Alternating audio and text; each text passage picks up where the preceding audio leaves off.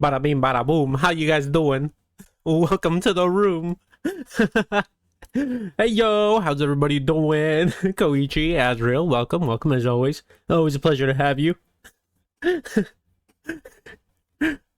Oh man, I hope you guys like the new opening. Think it was pretty epic, not gonna lie. Hey yo, Bada, hi. Let's go, trash. Everybody loves an overachiever. We all love an overachiever. Here, I'll pin you to the wall of overachievement. There you go. Oh, there you go. Good job. That was scary but epic. Did the Monokuma jump scare get you? I worked pretty hard on it. I even delayed stream by a whole 25 minutes just to play the bit. just so it would seem more legit.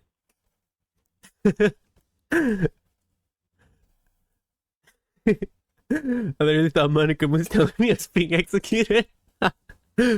I did like it. I was about to say, oh shit, guess his Wi-Fi issues are indeed not fixed. Yeah. Yeah, I faked the Wi-Fi issues just to like play into the bit a bit more. I was like, I have to play into the bit just so they believe it. Just so it's believable. Otherwise it wouldn't have been believable. I'm glad you liked it though. I think that's gonna be the opening for anytime there's like some Danganronpa stuff. Alright, be right back. I'm going home now. Very well. Off with you, trash. Be gone. Guards. Seize trash. To the dungeons. Here you go, Mana. To the dungeons. To the dungeons, guards. Just kidding. Your chariot awaits. Here, let me throw you there. There you go. I'm just kidding. Oh man, good luck though. Have a safe drive or a safe train ride. It was perfect. Thank you. As soon as I heard him giggling, I looked the fuck around. Oh, that's funny. I worked pretty hard on it. You know, I was thinking about that opening, or I was thinking about doing this like on my way home. Like I was driving and I was like, you know what would go really hard? A different opening every time I do Danganronpa stuff. So I was like, dude, this would be so epic. Just like make it seem like there's internet connectivity issues, and then boom, Monokuma. Guards, grease trashes Jordans, greasing Jordans. I'm sorry, trash. I'm so sorry. Oh man, that's funny. There you are. There you are. Here, you can stand next to me. You can be on my head. There you go. There you go. I'm still scared. That was pretty funny. I won't lie. That was pretty funny. Oh, I'm glad you guys enjoyed it though. I put in some hard work to make that. Oh man. I was like, I really hope it gets them. I was really hoping it would, and it did. It did. It got y'all. Oh man. I even like cut out the sound at the right time. I was like, I have to cut out the sound just so it seems just right, like legitimate. Oh man. uh I'm glad I did that. Made me happy, made me smile. Literally thought spikes were gonna start appearing around my room. He's gonna like impale like Mukuro. Oh man. Okay. Oh, that's funny. Everybody get Mukuro'd. Alright then. Without further ado though, let's get to story mode. Bada bing bada boom. Alright, we're in the big empty void now. Here we go. Oh yeah, let me move chat again. Let me move you guys back. There you go. Right in your place.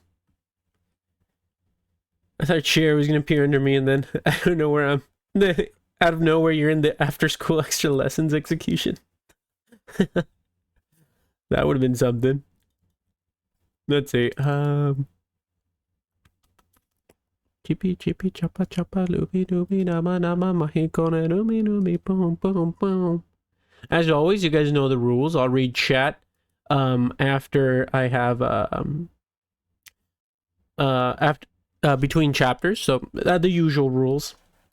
And let me get some music going this time because I forgot to play music last time. Music, man.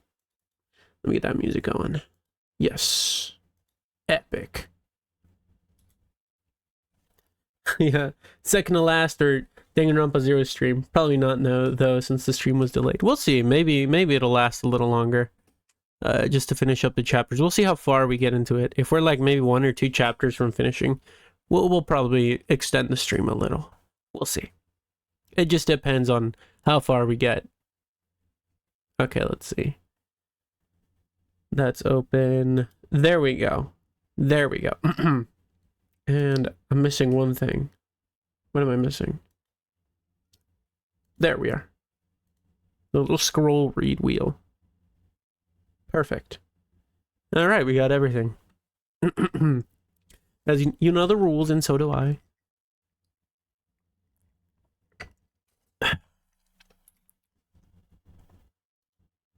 Oh, moderators, I'll be in the event channel just so you can whisper into my ear and tell me if I need to change the page or anything. Just let me know.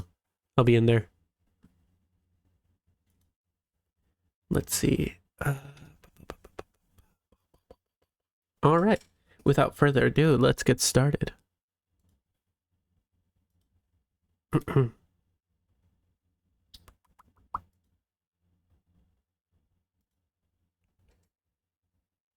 you guys hear the music?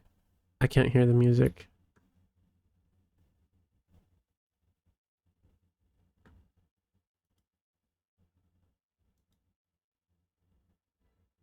We can?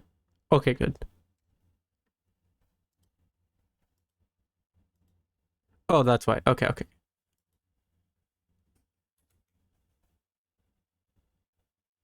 Perfect. At that moment, I woke up out of the blue. As my consciousness returned to me, I couldn't help but feel completely refreshed. Ah, thank goodness, I said aloud without realizing. For a long time, perhaps, I was having an awful nightmare. But now, it was finally over. Or maybe not. Somehow, it felt like this place also belonged in my nightmare.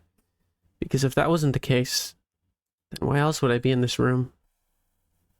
The walls, the ceiling, the floor, everything was covered with concrete. I saw no signs of doors or windows. So why would I be in a strange room? Where am I? At the very least, I was certain this place wasn't my room. No matter how forgetful I am, I could be. I knew I would never live in such an eerie room without a good reason for doing so. Don't tell me. I've been arrested or something? Arrested. My words bounced off the cold gray concrete. I thought for a moment that I could hear a man coming to my room, feet stomping with an aggressive thump. But it was really just the monsters we call loneliness. Where's the exit? It was then that I sat up quickly and realized I had been sleeping on a bed. I had a pretty pink princess-style canopy, with the sort of antique feel that any girl would have wanted, but oddly enough, it was standing alone in the middle of a bare concrete room. The contrast between the delicate decorations of bed and cold, dark walls only added to the overall creepiness of the room. In addition, there was something in this room. There was more that this room was certainly missing. If this room were perfectly complete, then it would have furniture and a door, but it was absolutely missing these things. As I quickly finished analyzing my surroundings, the monster I spoke of earlier began its work. My fear and anxiety turned to pitch black tar, seeming to steal my freedom of movement. Oh. A moan snuck past my trembling lips. The room's outline and shape started to slowly distort. Tears welled up in my eyes. But it's no use crying over the situation. It's no use crying. I held out for dear life, and despite my intentions to hold them back, the tears that had gathered in my eyes began to spill out. Good morning, madam. Huh? Startled, I realized there was a maid standing next to the wall. It really is a girl, I thought as the voice called out. I could see a girl's face among her clothes, but only the mask that obscured it. Due to the mask, it was impossible for me to know her actual appearance. The mask in question was an eerie bear mask, which filled me with dread. The right half was a cute white bear. The left half was an evil black bear. The girl, wearing maid clothing, faced me and spoke in a polite and cheerful tone. Good morning, madam. I've prepared some tea for your morning routine. I don't think I'm your madam. The girl didn't appear to hear me. Rather, she simply walked over and held a silver tray in her hands out to me. Atop the tray was a floral patterned teacup. Steam rose from the cup, disappearing into the air. Thank you. My throat was parched after waking up and was in desperate need of moisture. Forgetting all prior caution, I picked up the tea and drank up from it. Too cold, disgusting, so weak. Incredibly, it was a 3-time loser. The tea was unsalvageable. Unable to hide my expression, I placed my teacup back on the tray. I shall be taking my leave now, the bear maid said as she turned on her heel and began to walk away. Wait, where are you going? I quickly called out. What was that? As the bear maid asked me to repeat myself. She knocked on the wall before her, just like some sort of ninja temple. After she knocked once, the wall rotated to reveal an exit. A hidden door? At the time when we built this facility, we wanted to adhere to Madame's sense of playfulness. The playfulness is fine, but I'm leaving. I raised my voice, feeling desperate. The bear mask tilted to the side. Just because you want to leave doesn't mean you should leave. Huh? This time it was my own head tilting in confusion. Even if I want to leave, I can't? What the hell? Am I being confined here? Confined? A surprised voice echoed off the walls. Confinement? That's a bit of a stretch. The bear maid's shoulders shook with laughter. My apologies. Just because I appear to be doesn't mean I am laughing. I didn't. On the contrary, I am filled with sadness beyond compare. His shoulders shook more. I am saddened because you are such an interesting person. I'm afraid I cannot make sense of your jokes as it is currently. I don't think I'll ever fulfill my dream of having Monokuma leaving everything to me. How sad. The bear maid hunched over, looking heartbroken. I don't think I understand, but for the time being, how do I get out of here? Can you show me? As I prompted her, the girl moved toward the hidden door. I glanced around the room to find my bag beside my bed. Sorry, wait a second. I quickly left the bed and picked up my bag. Its weight felt familiar. There was no mistaking it. It was indeed mine. Now time to get out of here, I said, pushing the bear maid to the side as I left the room of concrete behind me. What awaited me outside the room was a strange sight. It was a wide space that seemed like a hall, but just like the previous room, its ceiling and walls and floors were all covered in nothing but concrete. However, despite the width of the room, the ceiling was very low, making me feel like I was caged. A fluorescent light hung from the ceiling, illuminating the concrete, which only added to the sheer bleakness of the space. Filling the room were around 50 legs belonging to all desks, all evenly spaced throughout. At each desk sat a person, various men and women, all wearing the same school uniform on their faces again. They all wore bear masks. That's right. Half a cute white bear. The left half, an evil black bear. Hey, that bear sure seems popular, doesn't it? The maid next to me, wearing the same mask, answered simply, That is not a bear. That is Monokuma. Monokuma? I didn't really care about the name in the least.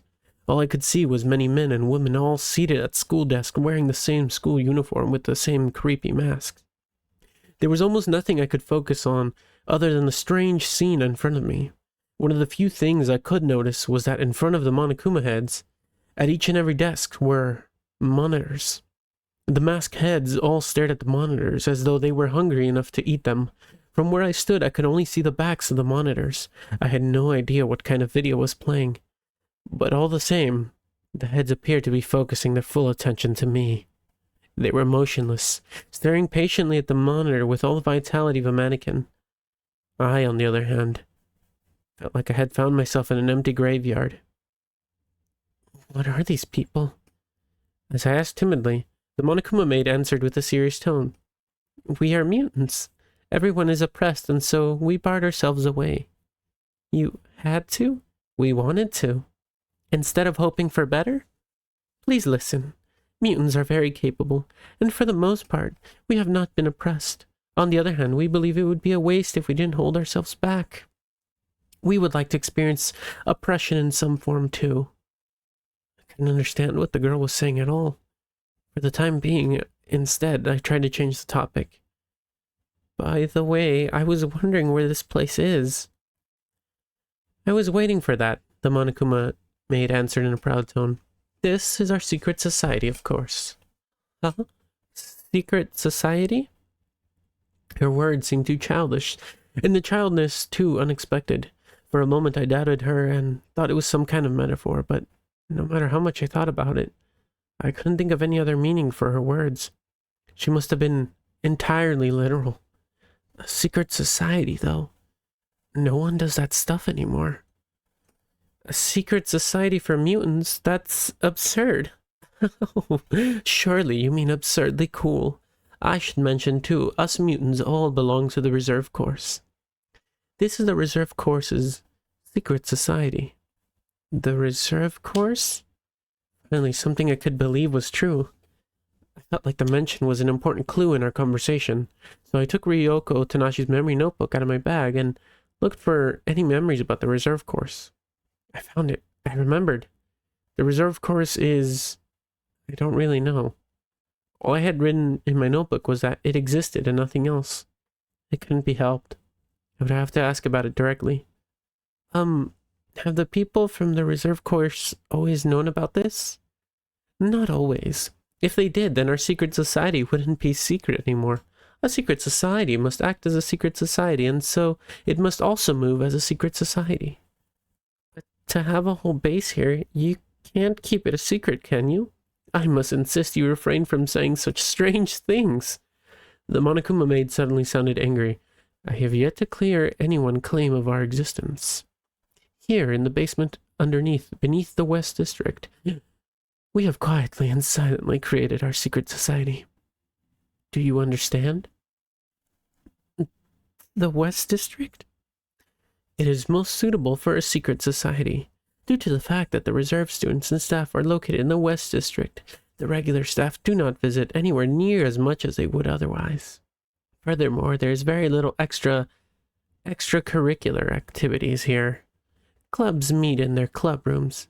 This location is the basement of a club room belonging to a now defunct mystery study group.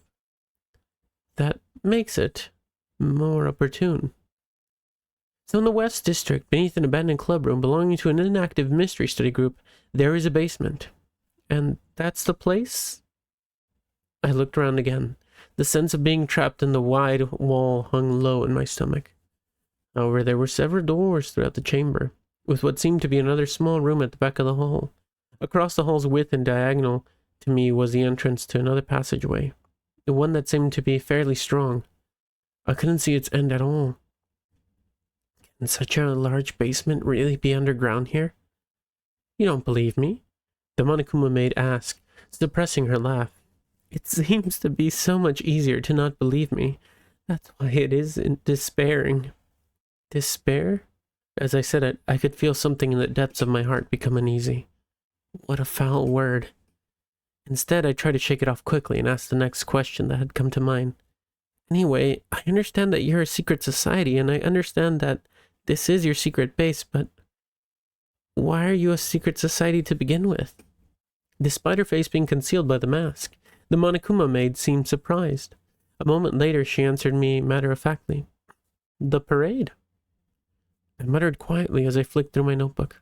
The parade is a demonstration from the reserve students who felt dissatisfied with Hope's Peak Academy education system, right? Huh? Huh? It's not a demonstration. It is a revolution. The girl corrected me forcefully. Oh, it's so exciting. It's a revolution to change Hope's Peak Academy and the world. My heart's racing just thinking about it. Revolution? What did this person just say? In order for the revolution to be complete, we must destroy Hope's Peak Academy's perfect little fantasy world. This school shoves its way toward hope, all while tormenting and harassing its surroundings. If this continues, this school's ultimate hope will never be crushed and... Wait a second, I interrupted, feeling as though I had missed something. What's the ultimate hope?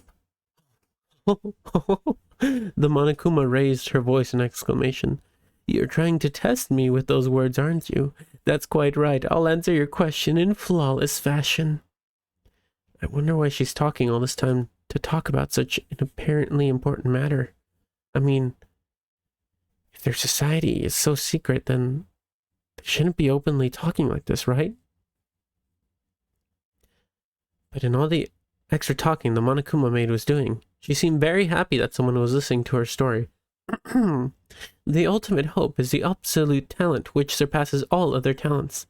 A genius among geniuses, the pinnacle of human evolution, so to speak. Yes, that is the ultimate hope. Ta-da! That was my flawless explanation. I'm sorry, I stopped paying attention. Huh? Seriously? The Monokuma maid looked shocked. Oh, anyway. The girl crossed her arms and groaning for a minute, she spoke up once more. I'm ready now. All right, focus. The hope we use in the ultimate hope's definition is a little different from the everyday use of the word. What we call hope refers to a talent so great it can be called the hope of humanity. In other words, what we call hope is the owner of the most superior talent.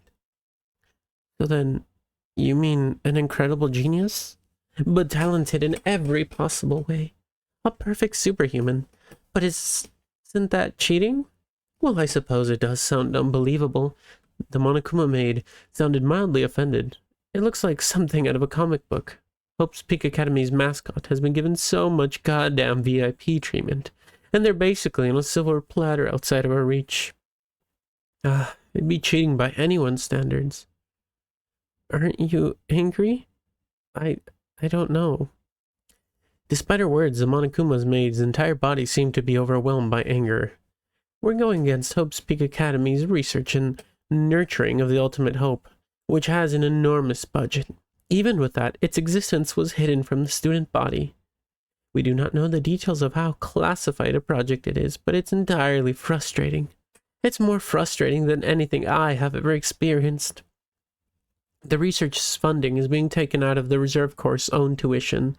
This school is literally stealing our money and our hope, and devoting its entirety to their ultimate hope. They're using us as a launchpad for their stupid little make-believe story. Is that what this school calls hope? If it's for the sake of the ultimate talent, then they don't care what we have to say about it.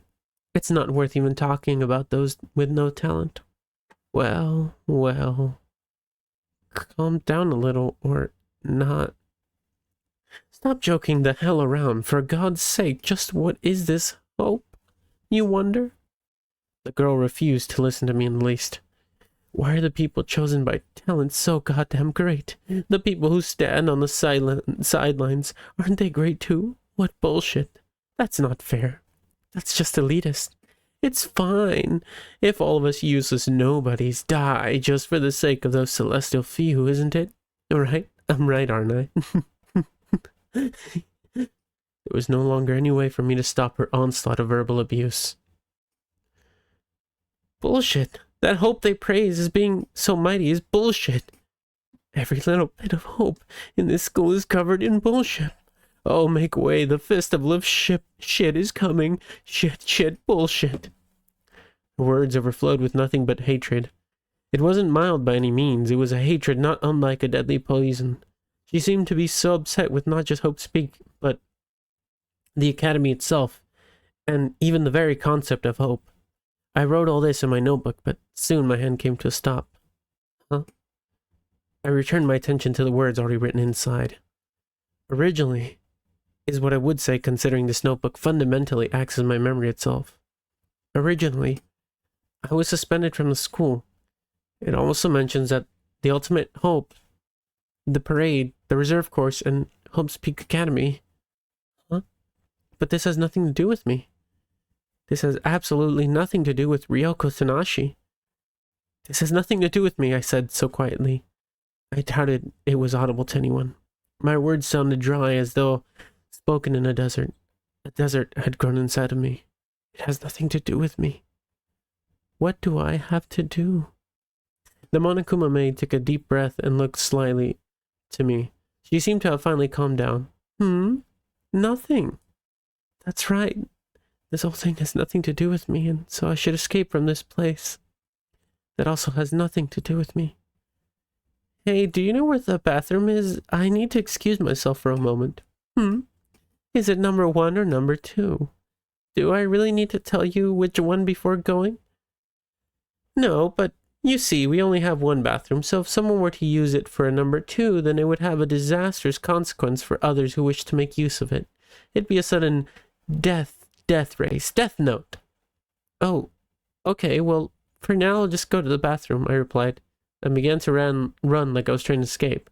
Well, to be more precise, I was running while actually planning to escape. There was no reason for me to be in this place anymore because it had nothing to do with me. Aha, it's at the end of the hall. Are you fine without a map? The Monokuma maid called out as I ran away. The end of the hall? As I heard her, the end of the hall grew closer and closer. I fled toward it, between the Monokuma heads who were still at their desks. They didn't even bother to glance at me. Their eyes were still plastered to the monitors in front of them. Just what were they so engrossed in? I knew it had nothing to do with me, but curiosity had taken over my otherwise calm mind, so I looked back. It was completely black. Every monitor was pitch black. None had a single image displayed on it. It is time to start again now. The Monokuma head sitting in front of me said in monotone, Phase 1 has now ended. Phase 2 is now beginning. Interrupting the robotic voices speaking in unison, the monitors all lit up. Hope's Peak Academy presents. Young people, test the true extent of your hope to succeed. You've all proven yourselves to be among the most talented there is. To cement your hope, you must kill more than anyone else. The final exam of mutual killings has begun. Phase 2. Let me grab some water real quick.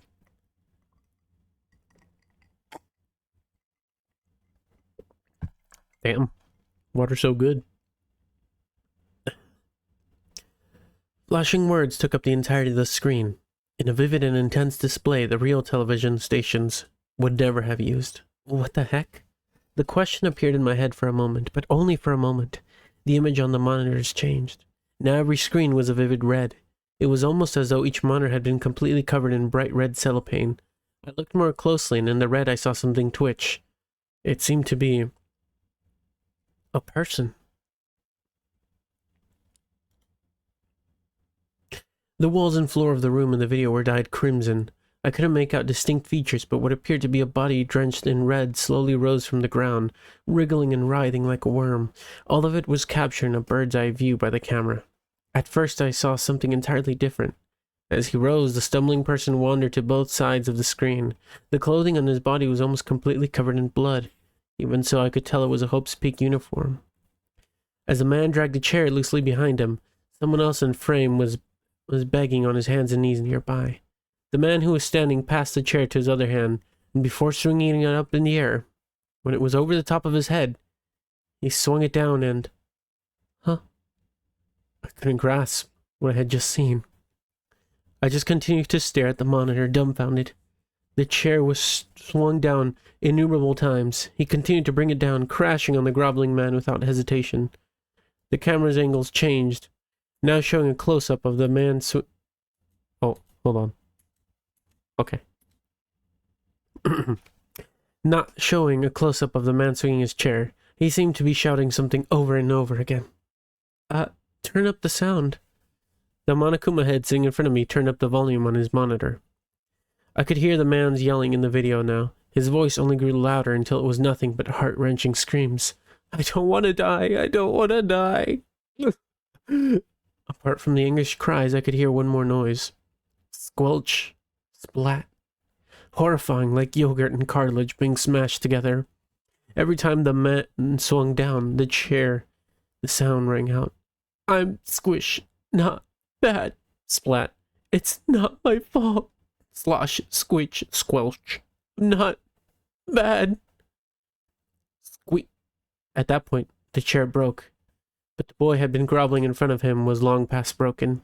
His head was beyond recognition, instead looking like a squashed tomato that someone had dropped around it. Givondanus, thank you for the follow, thank you for the follow. Welcome to the Penguin Army. Welcome, welcome, welcome, welcome. But the boy that had been groveling in front of him was long past broken. His head was beyond recognition, instead looking like a squashed tomato that someone had dropped around. It had a mixture of blood and brain fluid. I was beyond able to express the sheer horror I felt. The skull of the boy in the monitor was split open, thick fluid spilling out. I couldn't look away from the body. I couldn't move at all. I stared at the monitor, stunned and beyond overwhelmed. That's enough, the man in the monitor said, to no one in particular, as he shook and trembled. I've already killed those other two. That should be in... The boy's words were interrupted by the sound of thick glass breaking. Before he could come to his senses, another man was behind him with a bottle in his hand. Without warning, the newcomer beat the first man down with a single blow aimed at his head. As the man clutched desperately at his face with both hands, he roared like a wounded animal. Suddenly, with a panic burst of adrenaline, he ran from the room thrashing in agony. Wait! The ambusher tailed after him. With unsteady steps, the image on the screen once again changed, now showing a corridor. In the corridor was a man whose face was drenched in blood. Small pieces of glass had embedded themselves into his eyes, causing them to bleed as well. Please, you don't have to. Don't do this. Please, he screamed out in a stuttered voice. His mouth seemed to open and twist in a grin, but of course it was nothing of the sort. His lips were torn open, and he was no longer able to close them. Standing not much farther along the hall was a trembling girl. She stood otherwise alone in the gloomy corridor, holding a cleaver tightly in her hands. Her creepy appearance alone filled me with fear. However, the man, running in terror, didn't even see her. As he screamed in pain, he stumbled in her direction. As the girl readied herself in a defensive position, she thrusted the cleaver up above her. At that moment, the boy's head dropped in sudden realization. The cleaver sunk into his skull. On impact, the shards of glass, once stuck in his eyes, were thrown out. The man continued forward for a few steps, before finally collapsing. As the girl's entire body trembled violently, she stared blankly at the corpse. I don't want to die. I don't want to die. I had to do it. Please. I don't want to die. The volume on the monitor wavered with her trembling voice. Behind her, the figure of another high school student with an iron pipe in his hand slowly moved toward her. Finally, I managed to pull my eyes away. It was nothing but a movie made in bad taste. In ridiculously bad taste. There was some sort of video that reserve students had made, right? That being the case, it was truly terrifying. More than that, it was bursting with realism. The dead people on screen seemed so real that the viewer might think their bodies cold, and in return the feeling of coldness would enhance the illusion of death. The warm blood seeping from the bodies of the dead was inconceivable to the heat that was emitted from their bodies.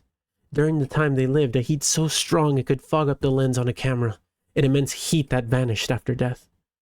But just what on earth was going on? It's just so insignificant, isn't it? Much to my surprise, one of the Monokuma heads sitting in front of me, still staring at a monitor, was speaking to me. This is hope. This thing is hope. A boy murmured some more, sounding almost bored as he spoke. His words seemed drenched in despair. At some point in their life, everyone just ends up thinking of themselves. Mutual killings just bring it out sooner. Up until then, people would say it's important to have hope, and so they'll do anything to protect it. People like us have abandoned that idea. After all, it's just so insignificant. He seemed irritated at his own words. The irritation only became more apparent as he spoke until he began to breathe heavily. How long have you been watching this? Always? Not always. We've only seen it 5,818 times. Did he say 5,818 times? I felt a sweat run down my already soaked back. Even if someone had told me 100 times that the video was fake, it would continue to replay in my head. Despite only watching it once, my brain seemed inclined to believe it was real. There really is something I shouldn't get myself involved in. I have to escape right now. I looked up until I met someone else's gaze. On the other side of the hall, the Monokuma maid looked at me, patiently waving a hand. It only worsened my need to run. Chills shot up along my spine, as if trying to run from the video that now tormented my mind. I dove into the passage at the back of the hall. The sound of my footsteps echoed through the dark corridor around me. Once again, the walls, floors, and ceiling were all covered in concrete. Concrete. The passageway I found myself in was just the same. Clearly not wide enough for me, more than one adult to fit in. I began to feel an overwhelming sense of claustrophobia. The only light I could see was a dim-veiled light that illuminated my feet. The atmosphere of the thick corridor was overwhelming and strange. As I ran down the passage, I suddenly realized I had no idea why I was running down the passageway. Anxiety took hold of me. I continued to run down this endless path for what felt like a lifetime, the only thought entering my mind being how much I wanted to get out of it. Suddenly, my feet stopped moving. Another concrete wall stood in my way before me, making it seem for a moment that I had reached a dead end. To both sides of me were bare concrete. As for the wall in front of me, I was able to make out a door that led elsewhere. Is this an exit? With that firm belief in my heart, I reached a hand out of the door. There was no key needed, no lock to speak of. The door opened with ease. Full of hope, I peered behind it. A bout of déjà vu struck me. More concrete. It was a small room with its walls, floors, and ceilings all covered in concrete. At the back of the room, though, was a bizarre sight. 2 parallel sets of iron bars. Is this a jail cell? I walked forward cautiously, standing in front of the barred gate to the right. On the other side of the bars was nothing but darkness. A deep black mist from it. A chilly and ominous air drifted out. I timidly tried to look through to the other side of the grate. Who's there? A voice called out from within the darkness, causing my heart to jump in shock. Huh? Who's there? It was the hoarse voice of an old man. Oops. He sounded as if he were being overly cautious of something dreadful. There? Where do you mean? My voice, shaking, bounced off the walls. In the back of the cell, a shadowy silhouette came into focus. They remained seated in a chair with their head hanging down as if they were asleep. Are you okay? Even so, the person showed no signs of hearing me. I tilted my head to the side. There's no point in trying anymore. The voice wasn't coming from the cell in front of me as I had expected, but rather the cell next to it. He hasn't been responding since yesterday. Don't you know it's useless? Useless? What's useless? I once again looked at the cell in front of me. My eyes finally adjusted to the darkness, and the downward gaze face that was blanketed in the shadow slowly became clear. The face had lost its vitality. His surprisingly long, dark red tongue rolled out of his mouth. Sloppily at first glance, I knew he wasn't sleeping. He was dead. I screamed as I stepped back, and misjudging my footsteps, subsequently ended up on the floor. It seemed so real that the possibility of a corpse before me being fake hadn't come to my mind at all. The situation had become scarier than anything I had ever experienced. At least out of what I could recall, shivers ran through my body so intensely that it seemed to hurt. Is he dead? He is. Cold air passed through my lips, and I felt unable to breathe. I quickly tried to gulp down a lungful of air with a heavy sob. It was at that point when I heard the old man's voice sound surprised. Why is it you're so panicked? You're with them, right? I flicked through Ryoko Tanashi's memory notebook with trembling hands. Almost immediately I recalled memories of the reserve students. Of course not. Please don't lump me together with those people in the bear mask. So, you're not wearing a mask? What a strange question. Can't you tell just by looking? I stood up, stumbling unsteadily like a newborn deer. Then clumsily walked in front of the adjacent cell, where I heard the man's voice. Inside, I could see someone's figure hunched over on a chair. I can't see. Huh? The old man raised his head. Where his eyes should have been on his wrinkled face, I saw two dark indents instead. They weren't covered by shadow, there was a fine black stitching, like it had been done on a sewing machine. Blood had oozed from the stitches and dried within the threads. It had all come together into a pitch black mass, preventing the man from opening his eyelids. I felt a severe bout of nausea as my stomach threatened to empty itself. Immediately, I covered my mouth with my hands. You seem surprised seeing this. You really aren't with them. The old man's voice suddenly changed to a pleading tone. Please, won't you help me? Help me escape from this place. I'd forever be in your debt. I'm begging you. Because of the darkened skin around the desperate man's eyes, it was almost impossible to discern his expression. What happened? I asked simply, a sob coming at the same time. They locked us in separate cells. They told us they would kill whoever's jaw they broke. That's what they said. They wouldn't kill whoever's jaw they broke? We all supported each other at first, but circumstances became too much to bear. We were scared. If only we hadn't turned on each other. But there wasn't a choice. So... The old man's voice somehow went even lower. So they broke my jaw. He turned toward the other cell. The dead body wandered to the back of my mind. I briefly wondered why I hadn't forgot about it yet. Hey, why don't we make a deal? Huh? As the old man started to talk again, his voice sounded more like he was begging. We can't talk. I'll tell you whatever I know. You came here to hear about it, right? In exchange, you can help me escape from here. How does that sound? Okay, I answered impulsively, instantly regretted doing so. It really is better to be the one who isn't involved. Even after agreeing to help him escape, I wasn't sure how I would do it. More and more regret began to pile up, but even so, the man with ruined eyes story had already long since begun. The people from the reserve course had tried to find out someone's location from me. They called him Izuru Kamakura. For the time being, I decided it would be best to listen to the old man's story. Either way, it didn't seem like I had any real choice. I'd have time to think about it all once he was finished. I don't know how they found out, but they knew for the fact that we were hiding Kamakura. If they found out where he is, they'd be a heartbeat away from true power. True power? I felt my jaw clench at such a cruel phase. Their goal is to crush this school by making use of Kamakura's existence. They'll overthrow Hope's Peak Academy, trembling its very foundation. Did you say crush? I suddenly cried out. That's too much. If Hope's Peak Academy is crushed, I won't be able to see Matsuda anymore. So you have to do something to find a way to stop the reserve course. But what can I do?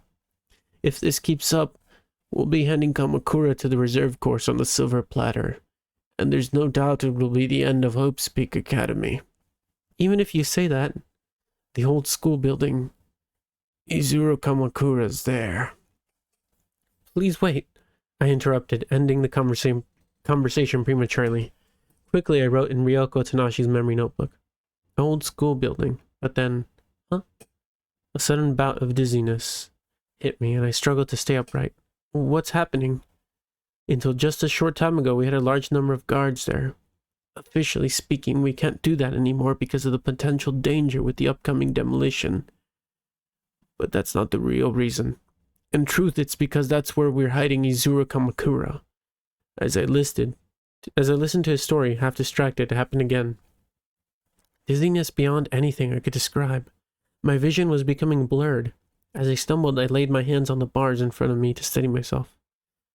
Up till now, everything I've said, I knew the old man was right in front of me, and yet it felt as though he was so far in the distance. Is this whole story as far as I know? So please, free me now. His voice sounded almost muffled. My heart was pounding so hard I could hear it ring loudly in the back of my ears. What's the matter? Hurry up. It felt unbearably hot around my eyes for a while. I need to see a doctor. Hey, did you hear me? I didn't. The thumping in my ears was only growing louder, completely drowning out all other sounds. I couldn't hear anything anymore. I shouldn't be able to hear anything anymore. And yet I could hear a single eerie laugh. Woo-hoo-hoo-hoo! At the same time, I felt a presence behind me. A disgusting presence, like having uncomfortably warm, humid air being blown onto the back of my neck. Sensing it, my body began to shake and tremble. I felt paralyzed, unable to say anything.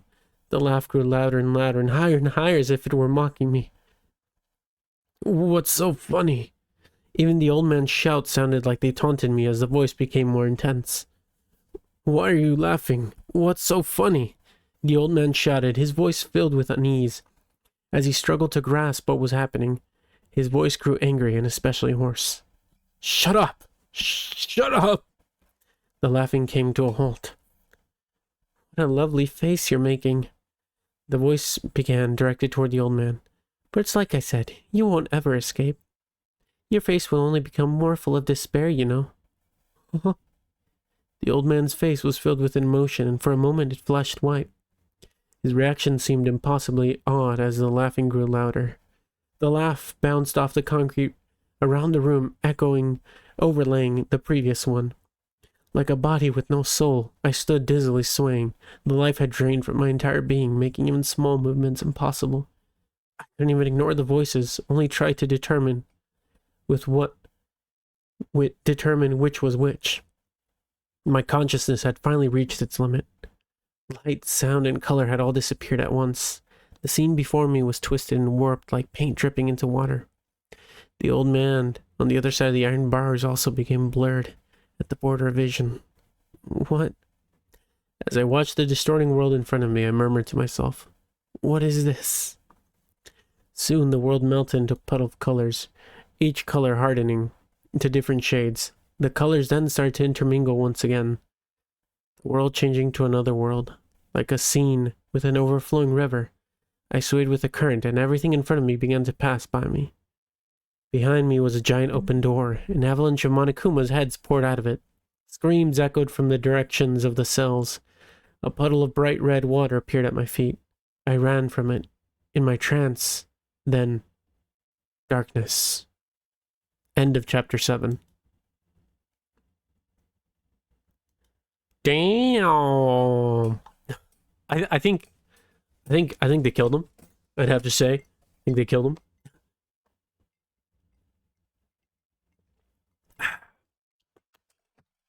So glad I found the novel on Wattpad. It's on Wattpad? There's no way. That's awesome. Damn. He got murked. Oh my goodness. Rip, yeah. R.I.P. man. Fat rib. Damn. You know, you hate to see it. You hate to see it. Oh man. That was a really long chapter. I won't even lie. That was wow, that was quite the long chapter.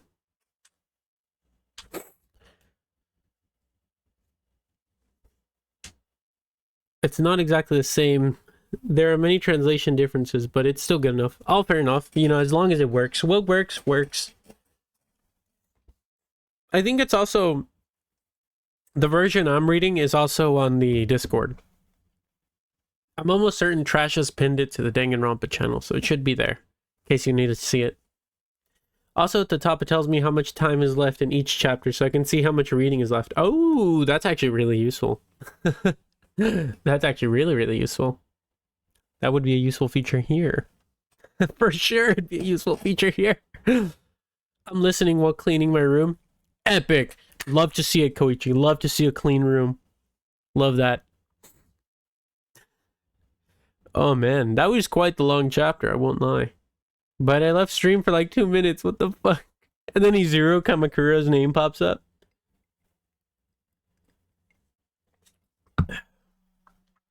That's crazy, crazy, crazy, crazy. We even got a follow in the midst of that. I couldn't even say the proper welcome to the Penguin Army because I was in the midst of reading. I felt so bad. But if you're still watching this, Givaudinus, I hope I said that right. Givaudinus. If you're still watching this, Thank you, thank you. Thank you. Welcome to the Penguin Army. Thank you, thank you, thank you, thank you. Oh, shit. Thank you. Welcome to the Penguin Army. Always glad to have another penguin on board. Thank you, thank you, thank you, thank you, thank you, thank you. Says chapter 8 is apparently a 9-minute leave. Let's see if you can do it. 9 minute? There's no way. 9 minutes of straight reading. That's nothing, though. I'll time you. Alright, bet. Why the girl built like that? Good question. Alright, let's see. Let's see if it truly is a 9-minute read. Sorry, hold on. I got something stuck in my throat.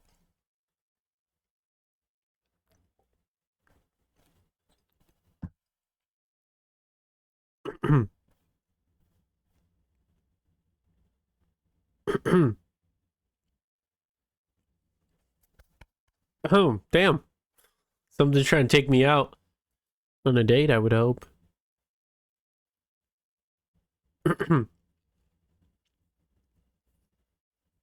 God damn. I genuinely don't know what's stuck in my throat.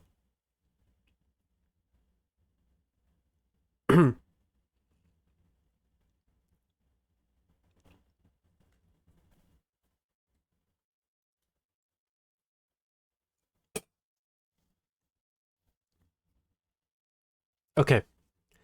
Here we go. Chapter 8. In the next moment, I woke in the middle of a brightly lit room, feeling as though I had been reborn. I had woken up re-energized, anew, and invigorated Ryoko Tanashi. Stretching as I arose, I slowly made my way upright. I turned my gaze to the window to witness the sun's light which filled the white room with its brilliant rays from between the curtains. It must have been morning. I suppose I had fallen asleep without realizing it. Being as forgetful as I was, it wasn't uncommon for me to be unsure when I fell asleep. Ah! At that moment I felt light rush in the back of my eyes. An image conceived itself within my head. The basement, reserve course, Monokuma.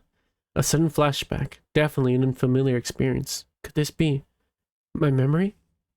I've noticed these couple chapters, her memory's been getting really good. I think it might be coming back. An itching sensation tickled my brain. I seemed to be remembering something that I couldn't remember any further. It was a feeling that I understood by intuition, but at the same time, the fact that I could even have such a feeling was bewildering. What is this? What happened to me? Excuse me. With confusion and anxiety welling up within me to create fear, my eyes darted around the room. Resting beside the bed was my bag. I hurriedly rummaged through it and, just as expected, found what I was looking for. Ryoko Tanashi's memory notebook. First things first, I need to remember where I am. I flipped through the notebook to see if I could recall anything about the room. This is the Neuroscience Institute. Ah, thank goodness. As the location set in, I let out a sigh of relief. Wait, where's Matsuda? I looked around the room once more, but there was no sign of him anywhere. Matsuda? As I looked down at my notebook, I remembered something important.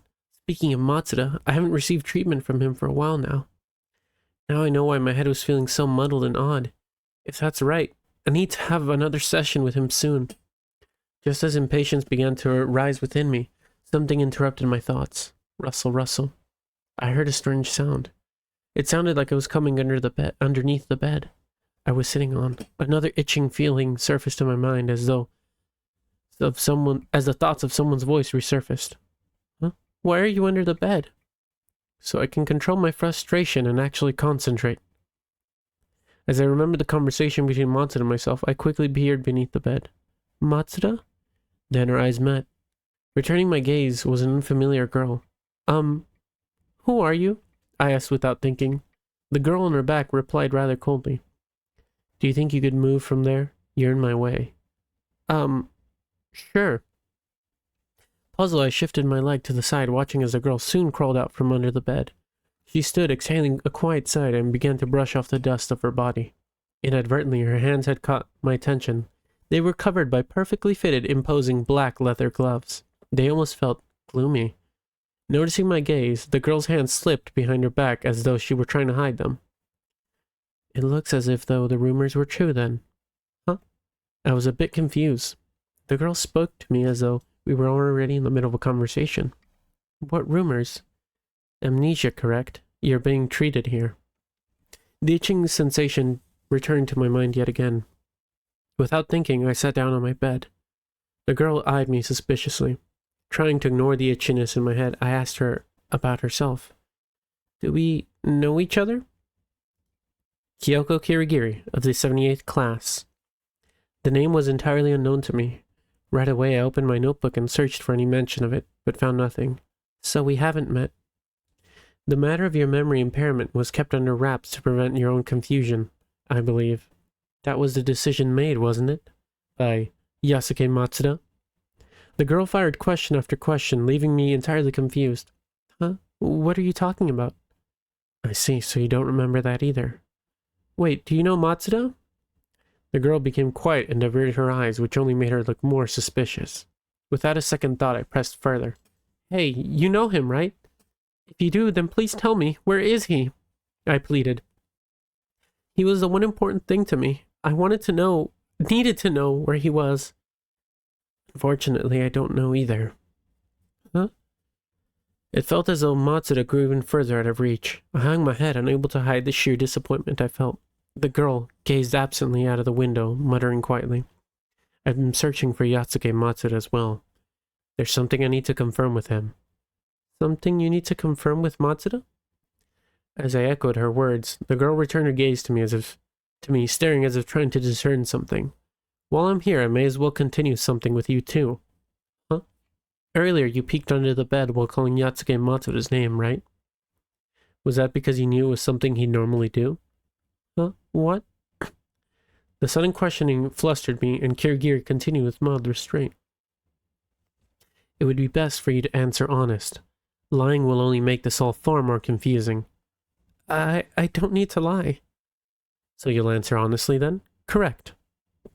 As she pressed, I felt no choice but to answer.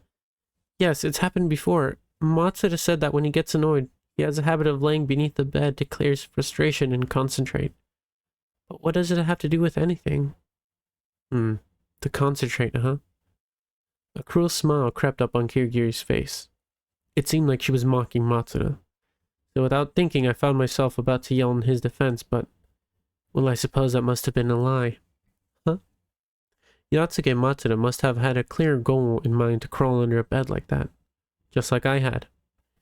While talking, Kirigiri crouched down beside and slowly moved along its length. She stopped upon reaching me, still looking downward as she spoke. Could you move? Oh, okay. Confused, I stood from the bed. The girl gripped beneath the bed sheets in her hands and flung them up in one swift movement. Gently, they floated in the air. You can see it, right? Kirigiri said, pointing under the bed. I crouched down beside her, peeking under the bed. At the back, I was able to see a large opening, maybe a half-meter in either direction, that led into nothing but darkness. A hidden room, and not a terribly impressive one, I'd say. It's about the size of a small storage room at best. Storage room? Most likely for concealing dead bodies. Huh? Though I was completely taken aback, Kirigiri continued to speak in an indifferent tone of voice. There was a corpse hidden under here. Actually, 2 corpses. They seemed to belong to the members of the steering committee. What are you saying? I shouted unintentionally as blood rushed to my face. Without even looking at me, she continued to speak coolly. I'm joking. Joking? Your typical corpse begins to rot in environments as low as 5 degrees Celsius. If there were dead bodies there, they would have already been thoroughly decayed. Now, do you know what bodies actually go through when decaying? Proteins in your body that contain sulfur begin to break down, producing hydrogen sulfide. The gas is what makes the odor of decay so strong. You can shower or wash your clothes all you like, but it doesn't fade easily. And the smell isn't the only drastic change. The gas from the decomposition builds up and increases the pressure through their body, changing the muscles completely. The eyes begin to bulge until popping from their sockets like ping pong balls. The lips and tongue swell up with the body's extremities, and the skin loses its color, leaving the individual hideous when compared with their living state. There's no evidence of any of that here. Just the words alone caused my stomach to sour. Instinctively, I covered my mouth. I see, it was a joke. Well, it wasn't entirely a joke. As if to interrogate me, her stern gaze turned back to my direction. Inside the storage room was a pitch-black jersey along with a pair of shoes of the same color. Most likely. They were planned to be washed, but right now they still have blood on them. There's also a flatbed cart, perfectly capable of transporting human bodies. So what are you trying to say? To summarize, I believe Yatsuke Matsuda was involved in the murder of the steering committee members. My body jolted upright as I began to feel myself tremble. Grinding my teeth, I shot back in desperation. What are you saying? There's no way Matsuda would murder someone. I never said that he killed anyone, she replied. Only that he was involved with the murder. For a brief moment, her irises lit up colorfully in the sunlight. Still, that's what I believe to be the case. Though what about the student council president? I doubt he was just simply involved with that. Huh? Let me grab some water. Oh, my little cup holder fell. Last night, a body belonging to the ultimate student council president, Sashima Murasame, was found. It's believed to have been suicide, but without a doubt, he was murdered. I couldn't see where she was going with this, but I already knew I wouldn't like it. My heart began beating faster and my breath became ragged. Sweat began to form all over as the blood vessels in my forehead violently pulsed. Most likely, Yatsuke Matsuda murdered Soshun Marusame. Crack. I could hear the sounds of pillars supporting my stability breaking. An intense wave of anxiety crushed into me. The strands of thought that told me how to counter her jumbled together into a tangled mess, leaving me unable to say anything at all.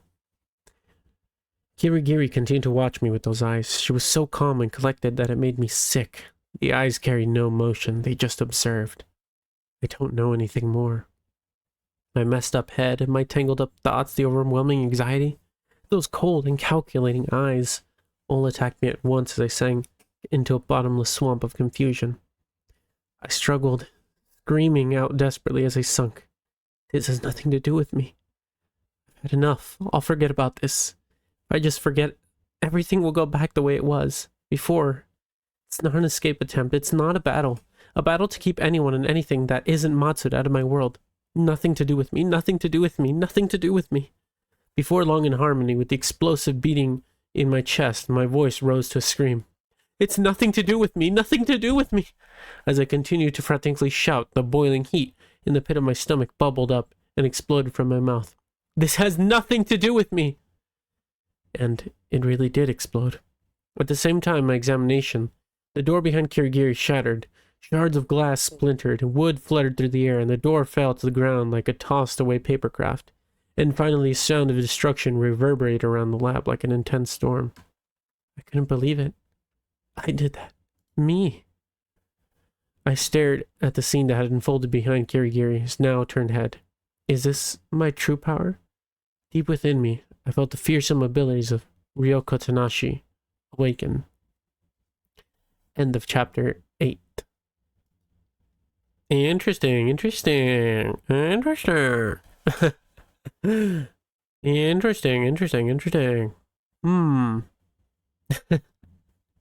How was the time on that, Azrael? How was the time?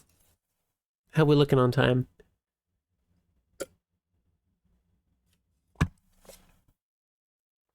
$11 minutes and 47 seconds. I'd say that's a new record. You know, for voice acting and reading and drinking water, I'd say that's a record. You pause a few times, so I say pretty accurate. Thank you. Thank you. Oh man. Okay. Let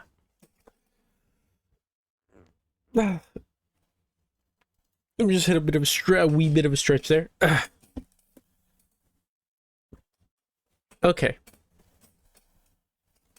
That wasn't a long chapter, to be honest. Not as long as they have been. Oh my god. They've been so long. Okay, let's do this next chapter. It looks like it's short. When Kyoko Kirigiri stepped into the Neuroscience Institute, the girl was already lying down on the bed. She heard rumors about her. Supposedly, she suffered from some form of memory impairment and had since been undergoing treatment here. Seems the rumors were true then. Regardless, it was fine. The more crucial detail was that Yatsuke Matsuda wasn't there. Not that I expected as much. Having already anticipated that, she shifted gears and began her investigation of the room. With Matsuda absent, she was free to examine as thoroughly as she liked, without drawing attention to herself. That said, she eyed the girl that laid on the bed nearby. I should be careful not to wake her up. She wanted to avoid any unnecessary hindrances. From there, Kyoko inspected each part of the lab carefully. After covering all of the ground, she proceeded to the side of the bed. As I thought, something's definitely suspicious. The thought wasn't aimed toward the girl lying on the bed, but rather toward the bed itself. If she was curious, the only proper course of action would be to investigate the bed. As if it were already a settled matter, she began searching around the bed itself, and then finally the floor that was obscured by the hanging bed sheets. And that was where she found the hidden storage space. Within the space were a black jersey and a matching pair of shoes. These, in addition to the flatbed cart that had also been stored there, led Kyoko to one simple conclusion. Yatsuke Matsuda was involved with the murders of the steering committee. The only ones aware of the possible connections were Kyoko and her client, the headmaster of the school. That said, the corpses had quickly disappeared, and hardly had any decisive evidence had been found, which meant she had to look each possible clue over until she had exhausted its potential. Any evidence that had been found had been in an unexpected location. She didn't expect Yatsuke Matsuda to have been involved in this, but if that were the case, he may very well have an idea to the whereabouts of the other two steering committee members. Having ignored Kyoko's warning, all 4 members of the steering committee, or their corpses, were now missing. It seemed, however, that their location could finally be revealed. Whether or not it would be too late was a different matter entirely, but frankly didn't matter to her. Whether they were saved or sacrificed was irrelevant. Her role as a detective was simply to expose the truths that were shrouded in mystery. Those were Kyoko's honest feelings on the matter. Actually, perhaps the 2 cases are connected. Originally, Kyoko had come here for an entirely different matter than the steering committee murders. She had come to look into the discovery of Soshun Marusame's body, which had been found in her faculty building. According to the school's physician, the last person to meet with Marusame prior to his death was Yatsuke Matsuda. However, Matsuda went missing and his current location remained unknown. If Kyoko was correct in her assertion that Marusame's death was murder, then Yatsuke Matsuda was a prime suspect. But if that were really the case, why kill Soshun Marusame? To deduce a possible motive, Kyoko had come to the laboratory where the man tended to shut himself away. Interesting. But seeing as how it appeared, Yatsuke Matsuda wasn't involved with Marusame's case, but the steering committees as well, it wouldn't be too far off the mark to say he was now at the center of them both. To be involved with 2 cases at the same time like this, it wasn't anything but coincidence. If that's right, then what is his goal? What does he know? What is he hiding? Still beneath the bed, thoughts piled up in her mind, when suddenly a sound from above caught her off guard. It seemed the girl had woken up. It might be a good idea to ask her a few things. As someone who spends a fair time around Matsuda for treatment, it's possible that questioning her might reveal some information. It might end up forcing the girl to realize a painful reality, but for the sake of uncovering the hidden truth, there was no other choice. Again, these were her true feelings. There wasn't much time left. Either Kyoko was struck with impatient frustration. If she didn't move quickly, all of her effort would be for nothing. She would miss out on a potential lead. After all, Yasuke Matsuda most likely wasn't coming back.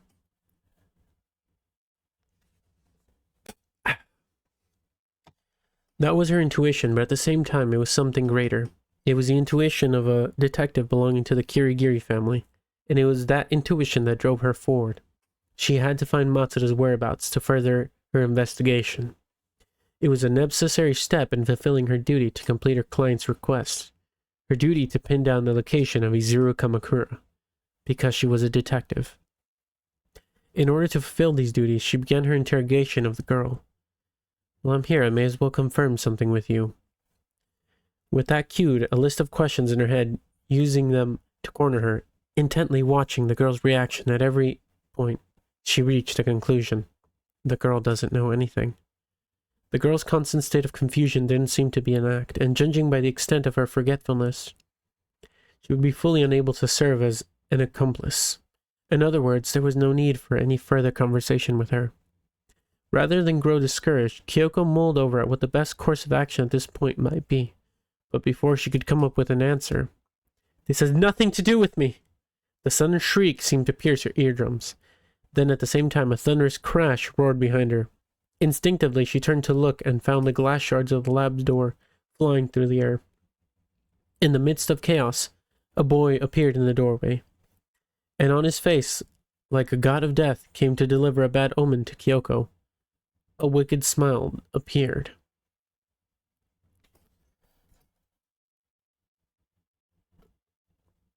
End of chapter 9.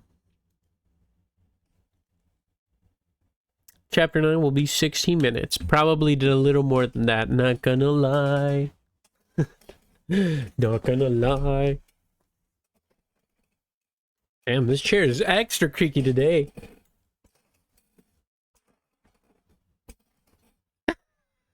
Why is it creaking so much? It wants to die. I can tell it wants to die.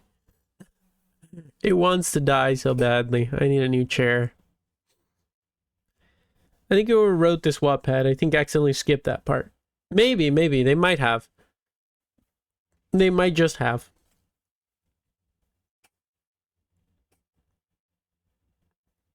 It's quite possible.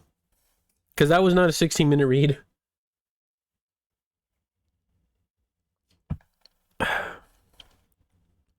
I mean, it just rehashes everything, but from Kyoko's perspective, so it's not like you missed much if you didn't read it.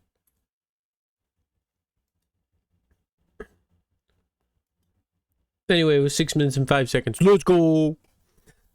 Yeah, you didn't miss much. Like, it's just Kyoko's perspective, so skipping it isn't detrimental to the story.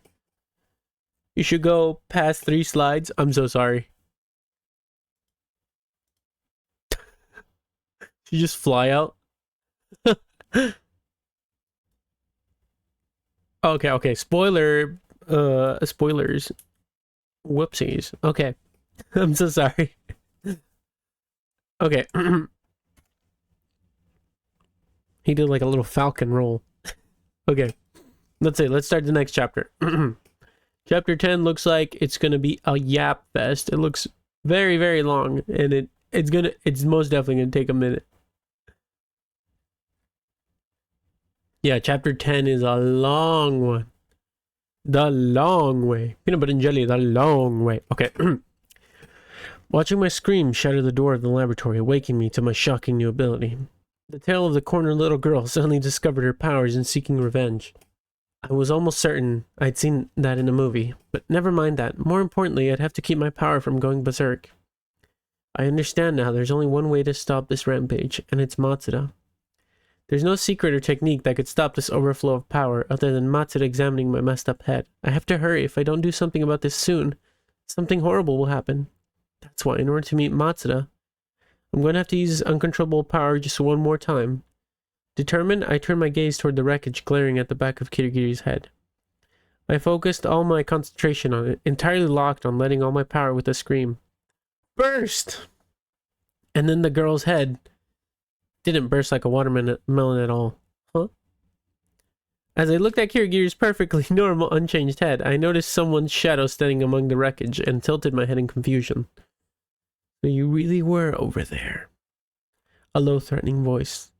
The boy in the jet black uniform stepped noisily onto the wreckage of the overturned door. His equally... Wait, did she just try to kill Kirigiri? Sorry. That's crazy. Sorry. The boy in jet black uniform stepped noisily onto the wreckage of the overturned door, his equally black hanging hair swaying back and forth. His tall, slim frame gave off the impression of being much tougher than it looked, like a steel cable. Too good for knocking? Kirigiri's words were cautious but bold. Mind your own business. Snapping back with his own sharp words, the boy shifted his gaze between the two of us with his thin, reptile-like eyes. The moment I saw those And the eyes, the itchiness sprang back into my head. Right away, I skimmed Ryoko Tanashi's memory notebook, and then I remembered. That's right. The man in black's name was Ishiki Madurai. Wait, but why? After all, he had been beaten up so many times right in front of me. First, when he was crushed under a storage shelf. Second, when he was assaulted by the black shadow known as the Ultimate Despair. Third, when he was confronted by Mukuro Kasaba right here in the Neuroscience Institute. Even with all that, just why? Are you surprised to find me in good health? Answering as though he had been reading my mind, Madurai stretched his arms to an almost unsettling length and smiled. It was an eerie smile resembling a crescent moon, which almost made it mask-like. I've said it before, haven't I? I'm immortal. As if agreeing with the boast, the glass beneath his feet chimed. I just wanted to see Matsuda, but all I get are these people surrounding me, all speaking nonsense. Trying to get anything out of that girl is a futile effort. Who are you? Madurai faced Kirigiri with a cold stare that would have frozen a normal person, but Kirigiri stared right back at him, shaking it off like it was nothing as she replied. You were originally investigating the disappearance of the student council, correct? Madurai raised his eyebrows, surprised. You know who I am? I've just overheard a few things. Oh, that was Kirigiri telling him. Oh, whoops. Kirigiri raised her chin, and after a brief pause, continued speaking. What I do know, that you're not immortal after all. Your ability isn't all-powerful. It definitely has its limit. Isn't that right? Hope's Peak Student Council Ultimate Bodyguard. That's something only the Student Council would know. Where the hell did you overhear something like that? Grind. Grind. A peculiar sound arose from the back of Madurai's mouth. If your ears are that good, then I'm sure you know something about this. So come on, tell me who's the guy behind the tragedy of Hope's Peak. Where's the bastard that killed the student council?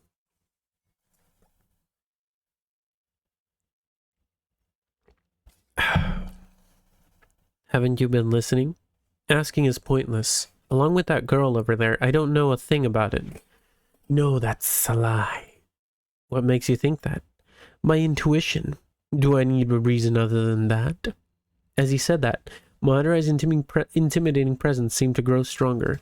The glass beneath his feet continued to shatter from the weight as he stepped forward, and naturally, I began to step back. Hey. Remaining cautious of Madurai, Kirigiri half turned to me and spoke. Judging from what he's saying, you've driven him off multiple times, haven't you? You shouldn't expect too much from me, I replied, weakly turning my head toward her. I don't really remember, but every incident was just a coincidence, and it really looks like he's immortal too. While speaking, I carefully glanced toward Madurai. His sharp eyes glared back at me in return. Panicking, I quickly averted my gaze. It's impossible. We can at least take advantage of our numbers, right? Like maybe one of us becomes a decoy and the other runs for it? That's the only way. I was attempting to casually hint that she should be the decoy, though I wasn't sure she understood the suggestion. Madurai flipped his greasy long hair. So, what are you gonna do? Behave and fess up? Or should I beat you till you talk? Do you think you could hurry and make up your mind? Like I said, I really don't know anything. We don't know anything. Kirigiri confidently shot back in a sharp contrast to my stuttering. She had almost nothing to do with the situation, but despite that, her resolve didn't seem to waver at all. It's almost like she was being stubborn for the sake of being stubborn. I'm sure she had her reasons, but I would like it very much if I could avoid getting dragged into this. Seems like you won't budge. As his voice grew more threatening, a silent smile spread across his face. Looks like I have no choice then. I'll use my power. I'll warn you, it is unlike anything you've seen before. It's a pain, but I'll deal with both of you in one go. His slender body began to sway left and right. The next moment, a mysterious sensation invaded my body, as if I had become dizzy. My vision began to blur. Madurai's appearance in front of me seemed to split into two. But the only thing splitting into two was Madurai. The rest of the world around him remained exactly like was. What? No matter how many times I blinked, the scene before me didn't change. My eyes weren't playing tricks on me. There really were two Madara standing there. I'll introduce myself once more. The both of them spoke at the same time in perfect harmony. My name is Yoshiki Madurai. My name is Sashiki Madurai. The slim, long bodies of the left Madurai and the right Madurai seemed to intertwine in a scene so creepy it sent shivers up my spine. You really look and move all as one. Seems like what I've heard was true then. Kirigiri's words were cautious, but still sounded in phase. Once again, the Madurai's creepy's voice came out of sync. As I said, just where the hell did you hear about such things? The Madurai brothers octuplets. From Ishiki Madurai to Yasuki Madurai, Kirigiri noted. Those who know about them refer to them as the ultimate multiple birth siblings. Due to efficiently utilizing their shared understanding, their teamwork has also given them the singular alias of the ultimate bodyguard, which is a Madurai brother's greatest talent. At least that's what I've heard. Oh, there's animation. Octuplets. 8 identical twins from Ishiki Madurai to Yashiki Madurai? The ultimate multiple birth siblings. That's cheating, isn't it? I shouted desperately. That's not immortality at all. Doesn't even make sense. Then the two Madurai's mouths creaked open. Well, that's just how it is. Wait, there's one more than there should have been. At that moment, I heard footsteps behind me. Both Kirigiri and I turned around at the same time, and as if blocking the doorway to the back of the laboratory, there stood another Madurai. Rashiki Madurai. He marked the arrival of the third one. The three of them spoke in succession. With this, it seems you've lost the numbers game. That's what you get for letting your guard down. We're going to beat reality into you until you fess up. The voices rang from right, then left, and then from behind. They had us circled, leaving me at a loss. Hey, what should we do? I turned to Kirigiri, my voice clinging to hope. This isn't the time to be thinking about that. The two Madurais in front of us kicked what was once the door in our direction, turning the wreckage into lethal projectiles. Kirigiri rammed into me, using the force of her body to push me in the opposite direction. The wood shrapnel missed us at a hair's breadth. Watch out.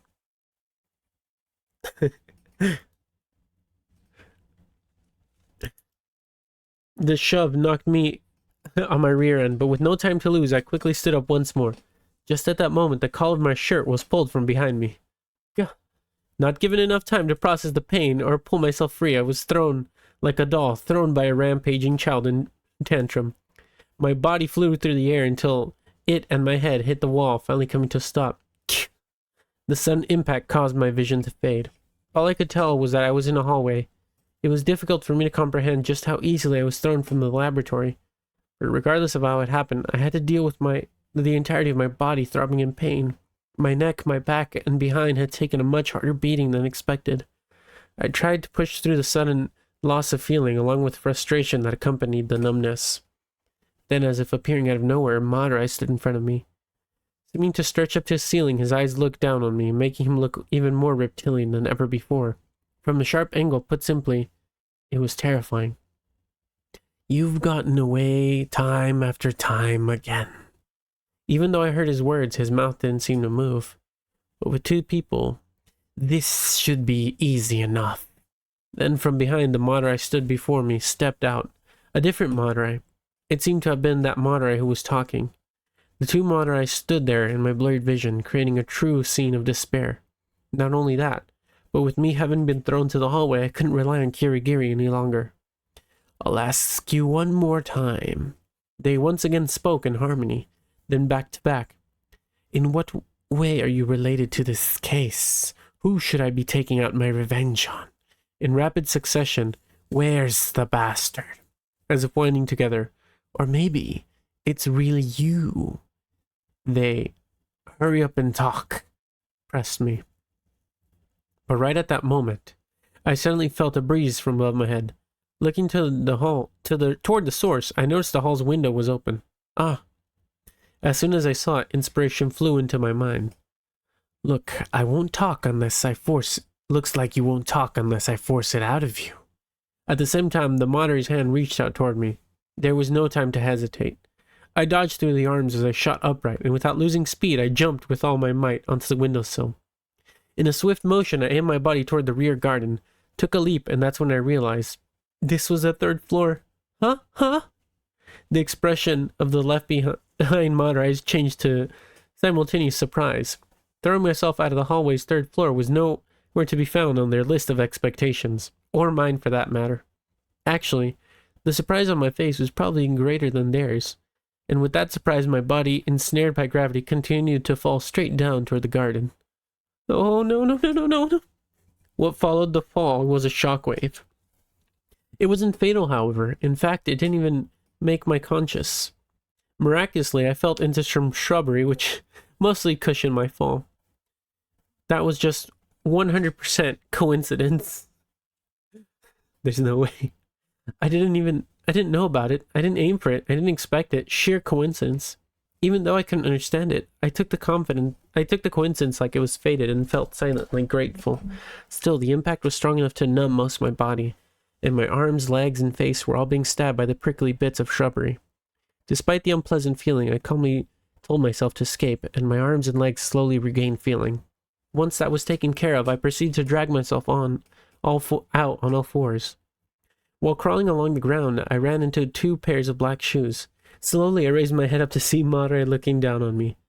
I'm Shiseki Madare. I'm Yashiki Madare. They were different Madares from the ones on the 3rd floor. It seemed as though they had also been called out. Well, we certainly didn't expect you to come falling down.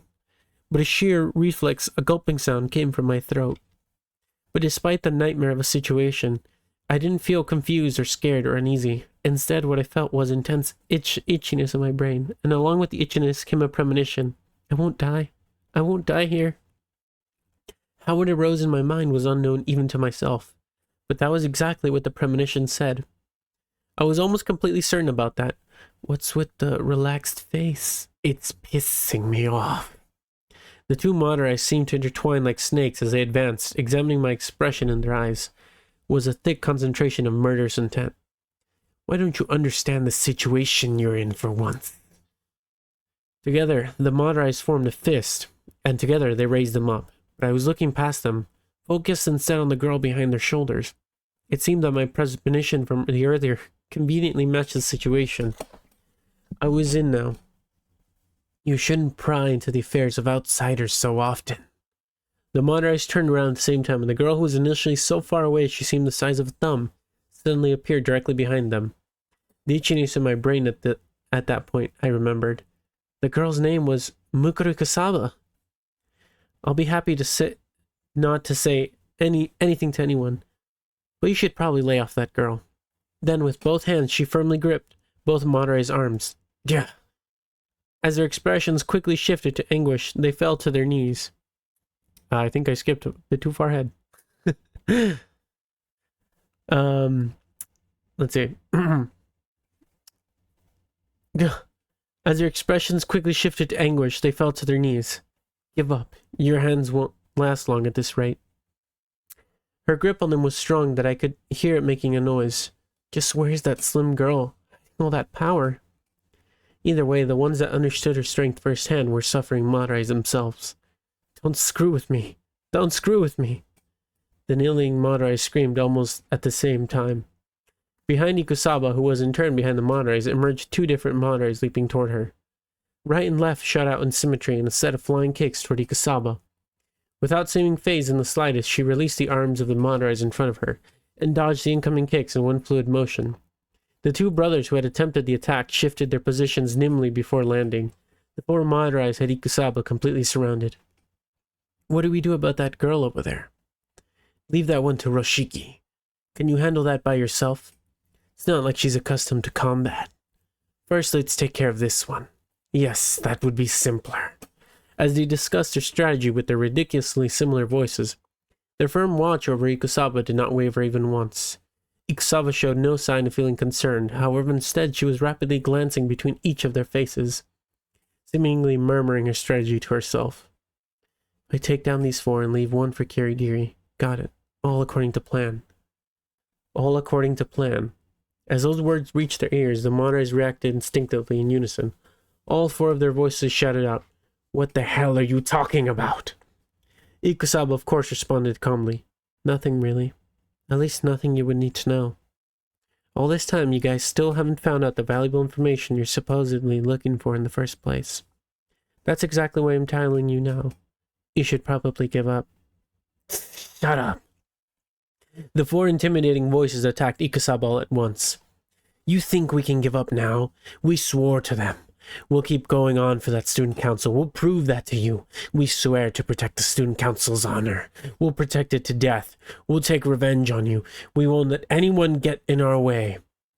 From right to left, from front to back, their frustrated, interchanging words flew through the air. In response, Ikusaba simply scratched her head, sighing without a care.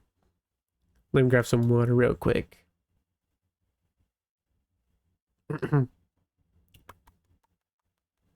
Let me see.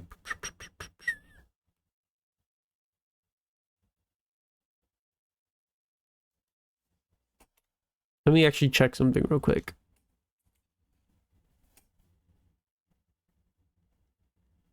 Okay, I see what happened. I don't know why it skipped all the way to the end, but it sure did. It sure did skip all the way to the end.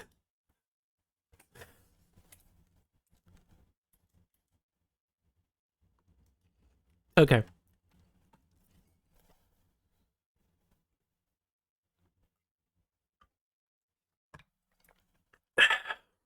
I want to cry now. I didn't even see the image for too long, but I could tell it wasn't the image that was supposed to be there. It's not really a spoiler if there's no context to what's going on. I just saw her like with the red eye and everything, and she had a knife. That's about all that's the extent of what I saw.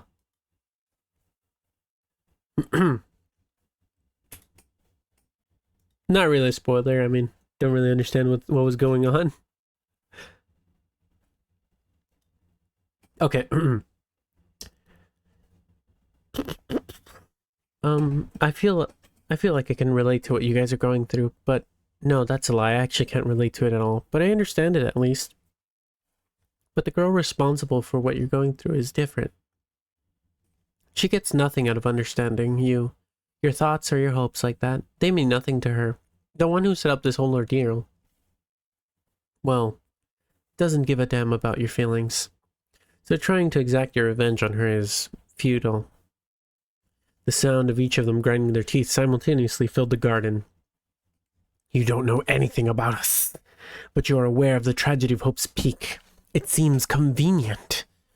Well, listen to what you have to say, but only after we trash you." The four monitors each bent down, slightly prepared to beat the shit out of Mukuro. I lost the page. Wait. The four monitors bent down slightly in a prepared stance. Even after I warned you? Ikusaba seemed to grumble. "I really didn't want to deal with any more victims." "The victim?" Once again, the monitors shouted all in unison, encircling her like a pack of wild dogs. They bared their teeth and roared. "Do you know about her brothers? Where they disappeared to? What happened to Ishiki, Nishiki, and Mishiki?" Ikusaba cut her eyes to each in turn, responding with a freezing glare. "Don't come near me." Those words alone triggered it. A sound rang as through the air itself had ruptured, as the four brothers kicked off the ground with all their might, heading toward Ikusaba from all directions at once.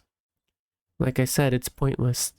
Just as Ikusaba was about to receive the brunt of the attack, she dodged them completely in one fluid movement.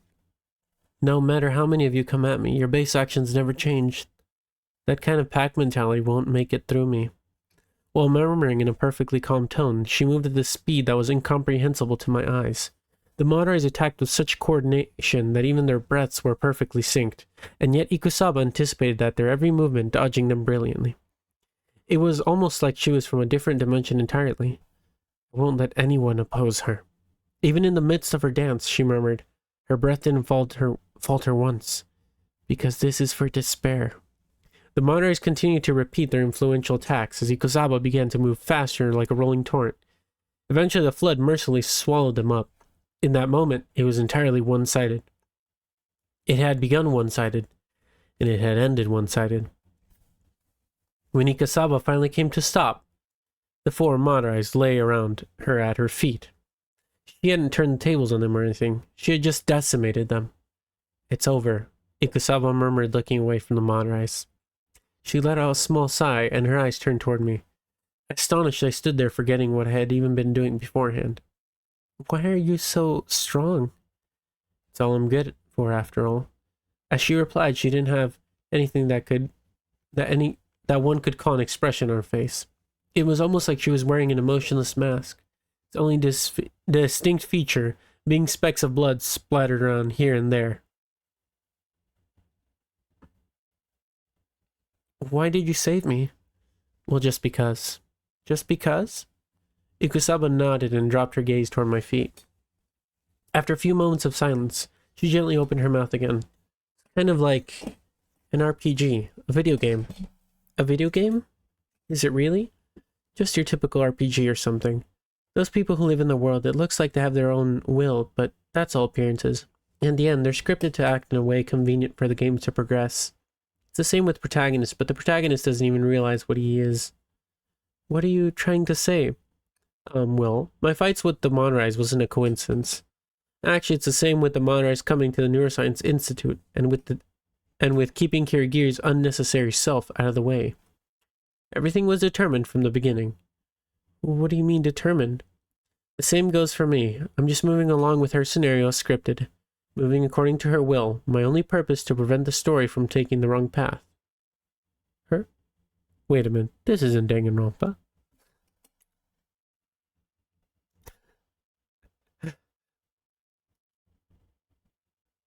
There we go. That was kind of funny.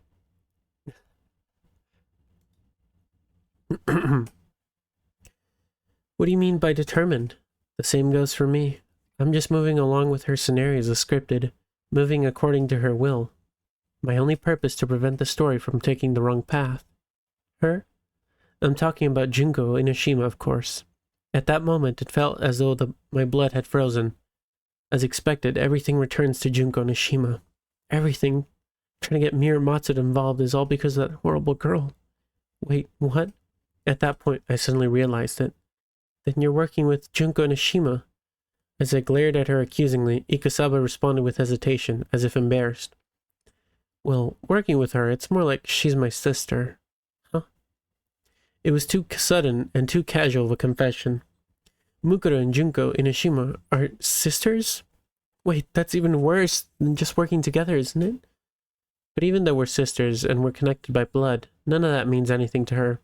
All that she looks for is despair. Others people's despair, her own despair, that's all that exists for her. For a moment it seemed like Ikuzawa's eyes were gazing somewhere far away.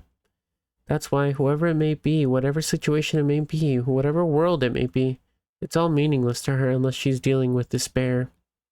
That's the world Junko Inoshima, the girl known as the ultimate despair, lives in. What the? But that's ridiculous. Yes, it is. But that's just how Junko is. As I heard her response, I felt a new sensation of dread. This time it was creeping up from my feel, bit by bit. She really is ridiculous. To the point of despair. She's the lowest, worst sister ever, but that's why I can't leave her alone. That's why I have to help her. After all, I'm the only one who can understand her. Then as I looked at Ikusawa's expression, I was suddenly taken aback. The ever so emotionless face was smiling ecstatic. I don't know if she attracts despair attracts her, but she lived her whole life with despair by her side. She lived while immersed in despair. That's why she began looking for despair in others. She began to enjoy pushing people into despair, but that's normal. It's no different than someone cursed by misfortune falling into hatred. For those who are better off than them, but that's what's special about her, was that she seemed to enjoy inflicting despair upon herself. That's how the link to despair began. As she chased down despair, she pushed it onto others along the way.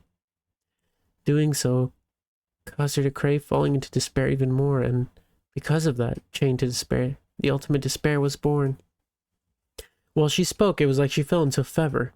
The expressions on her face slowly turned into ecstasy. It was so completely absurd that it would have been difficult for anybody to think of it as anything but a joke. But I could tell that this was real. It might have been the haziness of memories of Junko Nishima inside me that led to the conclusion. You don't get it, right? That's fair. I don't think anybody could. But only I can understand it. Consumed by ecstasy, even Ikusawa's breathing had begun to turn ragged. Only I'm able to understand her. That's why she needs me. She still hasn't realized it, but maybe she's only pretending not to. Because she's so shy. Seeing this intoxicated version of Ikusawa continue to talk like that repelled me. It was obvious to me that she didn't have normal feelings for Junko Nishima. That sort of thing shouldn't have anything to do with me. That's right, it has nothing to do with me. Without thinking, I began to speak. Huh? It's not like I know anything about you or Junko Nishima. That sort of thing doesn't have anything to do with me. Realizing what I had just said, I quickly apologized. I'm sorry. That moment, Ikusawa's face turned pale. I'm sorry. Growing more and more flustered, I began to bow my head as well. You don't need to apologize that much. I'm sorry. Even so, I continued to apologize to the point where Ikusawa seemed to feel bad. And then I realized how exhausted I was. Putting all that had happened aside, I was tired. Tired from the confrontation of the Motorized, the confrontations with Ikusawa about Junko Nishima, and above all, I just really wanted to see Matsuda. That's right, I wanted to see Matsuda. Hey, it's okay if I leave now, right? With eagerness immediately and fully blowing my tiredness away, I felt it was time to leave. So without waiting for an answer, I said goodbye. Anyway, thanks for helping me. I'll be leaving now. With just those words, I started running off and... Oh wait, I still haven't told you about the whereabouts of Yasuke Matsuda. Immediately breaking to stop, I turned round and faced Ikusawa as she spoke. If you don't know where he is, you probably won't be able to see him. How do you know where Matsuda is? I immediately ran back up to her. More importantly, if you know them, please tell me. But as I approached her, I found myself taken aback. Ikusawa's face was different from before, a grin-stern expression as though she were a sniper in a battlefield aiming at her target. I don't like things that have to go this direction after getting along so well. But this is part of the scenario, so I have no choice. After murmuring with sadness as if about to cry, she directed a freezing glare toward me. In order for me to tell you Yasuke Matsuda's whereabouts, an exchange is required. Exchange? Ikusawa pointed toward the Motorized laying on the ground and spoke with a low voice. Those people laying over there still don't know about the last remaining member of the student council. The student council president being murdered. I'm sure if they found out, they would fall into despair. Despair so strong enough to push them to the point of even dying for the sake of revenge. What are you saying? My voice was tense. I had an idea of what she was talking about, but I didn't want to say it. If you leave them be, I'm sure they would go and kill Yasuke Matsuda. Kill? The words began to spin around in my head. Why does Matsuda need to die? The student council president's murder has nothing to do with him. That's not true. It has very much to do with him. Ikusawa shook her head. Because Yasuke Matsuda murdered the student council president. Murdered?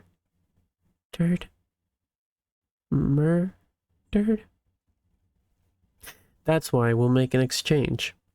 As she spoke, she took something out of her pocket and tossed it to my feet. Work hard for his sake if you really love Yasuke Matsuda. Then you'll do your best for him. I dropped my eyes to my feet. Sitting on the damp ground was a knife, with Hope's Peak Academy's crest engraved onto it. The moment I laid my eyes on it, my heart began pounding with an amount of blood intense enough to break a vessel. To seize hope for both him and yourselves, you must work your hardest. I can't be expected to... kill. You can't be serious, right? I'm entirely serious, she responded without a second thought. You will overcome Hope's Peak Academy here and now. With the sacrifices of the Motorized, you will attain true hope. This is the scenario Junko Nishima has assigned to you. What is this? The scenario Junko Nishima assigned? Why? Why am I forced to do this? The severe confusion began to feel like a fever. I found myself struck with immense dizziness and a ringing in my ears. Why? At this point, I realized I was gazing up at the sky. Thick gray clouds began to gather, making it seem as though this damp, gloomy garden was caught in the dark of night, enveloped in silence. As I stared blankly at the sky above, I could feel the black, helpless emotions inside of me bubbling up like toxic sludge from the underground sewers, and then drying up like dead grass. This is... I stopped and thought with my hazy head. This is despair. To overcome this despair and seize hope. Whose voice was that? Was it mine? Ikusaba's? Or was it... But it had already nothing to do with me. Suddenly, I reached out my hand toward the silver knife, and then in a trance, I wielded it as if to slice away the dark fog of despair. As I did so, I felt the texture of flesh, past the edge of the shining knife, and into Madara's body. I could feel the blade stabbing all the way through the skin and muscle. The fresh blood spurting out, the cries of death. Goosebumps spread across my skin, and I instantly felt the pain in my stomach inside knotting together. Despite that, I stabbed. Overcome despair for the sake of seizing hope for Matsuda and I. I stabbed and stabbed and stabbed and stabbed. I could hear my screams coming from far away, screams from my broken heart. It was then I returned to myself, and then as if to shake off the delusions floating in my head, I screamed once again. I can't do it. My hands were frozen in its reach toward the knife, all while my head pounded from fear of my vision that I had just experienced. I won't do it. I have no reason to do this. At that moment, I heard the puzzled voice of Ikusaba coming from above. You know that if you don't overcome despair, you won't be able to seize hope, right?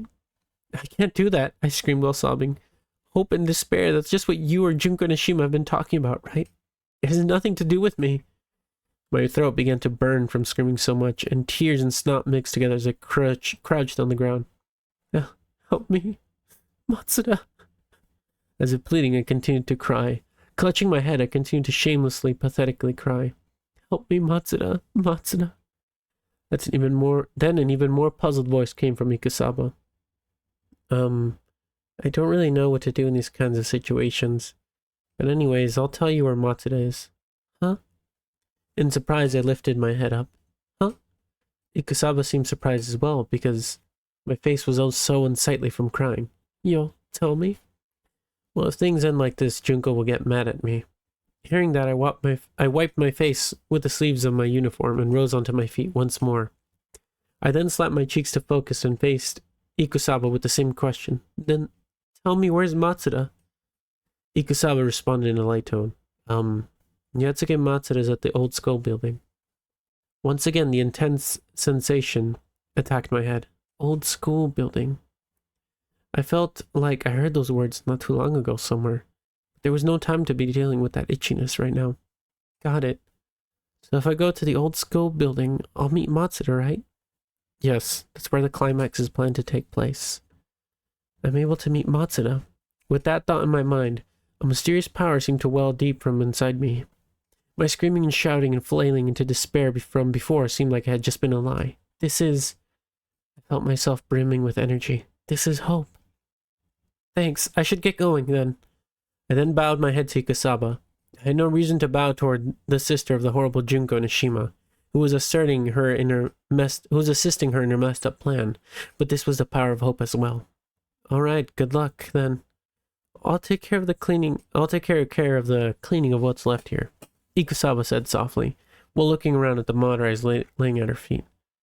After I clean this up, I'll go and help Kirigiri, then remove her from the scenario. Then everything will go along just like Junko planned, so leave the rest for me. I was tired of hearing her talk repeatedly about the scenario. Toward the end of our conversation, and so with a quick bye, I immediately ran off. But as soon as I dashed off, I suddenly noticed something. Still running, I turned my head and saw Ikusaba absent-mindedly standing still. Lying around her were those 4 Madarais, but I felt like there was something missing. Though I couldn't remember what. Either way, it wasn't the time to think about something like that. And so I continued to run straight ahead. That's right. I don't have the time to be turning around. I was heading toward Hope's Peak Old School Building in the North District. Even without looking at Ryoko Tanashi's memory notebook, the path toward my destination somehow appeared in my mind. Everything in me was troubled to the point where I wasn't sure I could handle it. But if it's to meet Matsuda, then it will be okay. I'll be able to get rid of this uneasiness. Because if I meet Matsuda, everything will turn back to normal. My head will become normal again, and I'll be able to return to those peaceful days with Matsuda. Whatever there may be, whatever may happen, I'll return those peaceful days of receiving treatment from Matsuda. That is my ideal happy ending. What I wasn't heading for was the old school building. It was toward that happy ending. And in order to get that happy ending, I ran as fast as I could.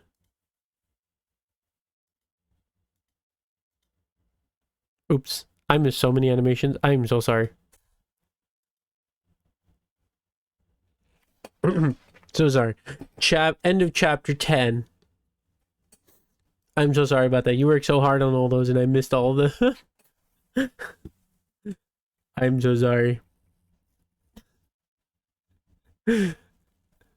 Oh, man. 37 minutes. God damn.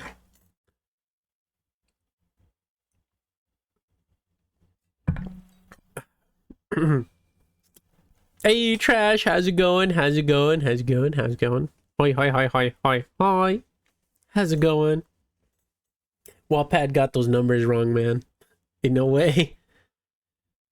Serious moment, and then suddenly Doki Doki, yeah. That started playing out of nowhere.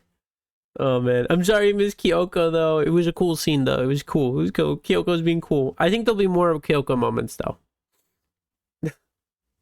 It happens, Trash. It happens.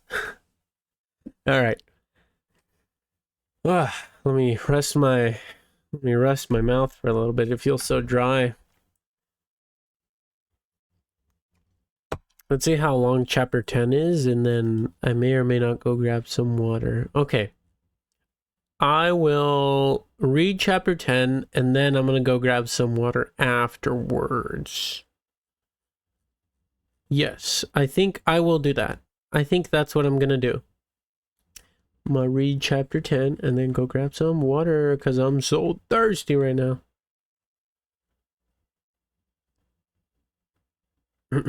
Oh wait, no, I read chapter 10 already. Chapter 11 is what I mean. I'll read chapter 11 and then go grab some water.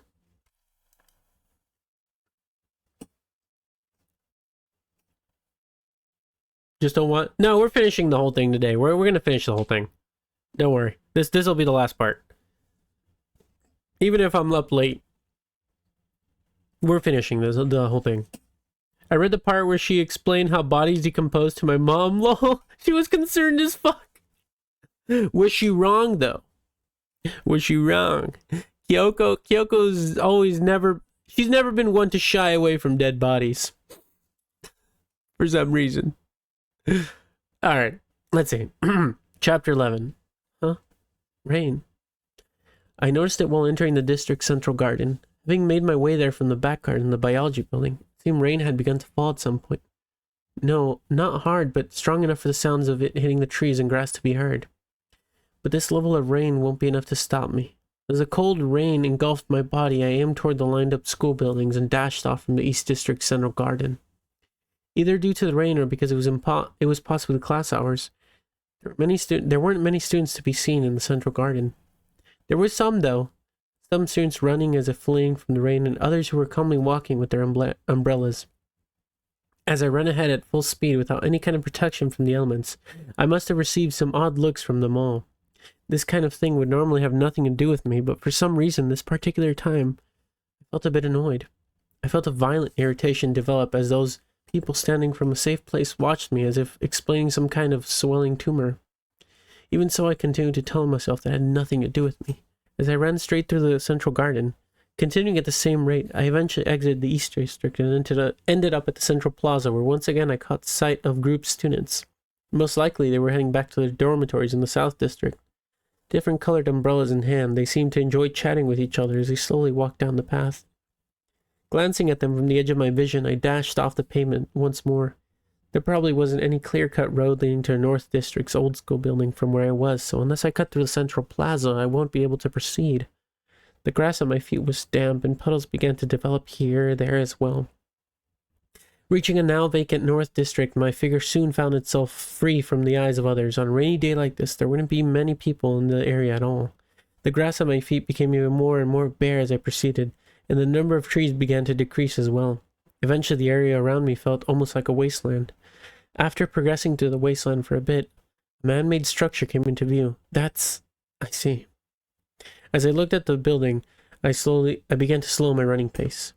Hope's Peak old school building. Its solemn appearance alone didn't give the impression that it was some abandoned building, but having not done so for quite a while, I checked out Ryoko Tanashi's memory notebook. It seemed that this building had already fulfilled its role a half year ago at most. If that was true, then it wouldn't be strange for this building to still seem like it had seen recent use. However, the tall fence that surrounded the building seemed to shout it was already out of commission. Plates were even stuck on the fences reading, Hope's Peak Academy North District Planned Construction Area. Do not enter. While steadying my breath once more, I walked at a slow pace around the fence. It seemed that to enter the old school building there was no other way than to climb over these, but once again I could feel the itchiness in my head. Still not used to it, I grimaced, and then suddenly a thought appeared in my head. Speaking of this place, I remember hearing that there were security guards around this area. Even though I didn't look at my notebook, I somehow remembered that. Surprised by the sudden recollection, I came to a halt without thinking. And then another wave of surprise washed over me. I was surrounded by a number of security guards. Huh? In a panic, I frantically looked around. Speechless and emotionless, and almost as if they were lifeless mannequins. All they were doing was simply looking straight at me. I'm not really anyone suspicious or anything, promise. Wait, what? Without listening to my excuses, the guards split up and dispersed, ignoring what should have been an obvious intruder. They left and continued their patrol. Huh? Having been left behind, I stood there, shocked and speechless, then met the eyes of the only remaining security guard. He's young. The face beneath the helmet was that of a high schooler, no matter how you looked at it. His mouth twisted into something resembling a smile, and he took out a shining object. It was a medal. A medal that had a bear mascot engraved upon it. It was only half white and half black, a very peculiar bear mascot. If I recall correctly, it was called Monokuma. It happened again, without even looking back at the notebook. That thought had come back to me by myself. It was almost like someone else's thoughts was being pushed straight into my head. An eerie sensation. Is this what remembering is? But this wasn't the time to be analyzing myself. Suddenly, the right arm of the security guard extended outward. It seemed as if he was pointing to something a bit further away. Following the direction of his gesture, my eyes spotted a small opening at the bottom of the fence that one could crawl through. But why would a security guard tell me something like that? The moment my eyes returned to the security guard, he was already walking away. But I wasn't sure why I absent-mindedly stared at this figure moving further and further away. As another thought suddenly entered my mind, it seemed as though I had remembered yet another thing. In the end, everyone is just conveniently moving along with the scenario. Suddenly, I felt a strange, heavy fear pressing on me from the back of my head. It'll all be alright, I desperately convinced myself. No matter what, if it's to meet Matsuda, then everything will be alright. That's what I believe. I believed in Matsuda. I believed in my feelings for Matsuda. I believed in the words that belonged to myself and Matsuda alone.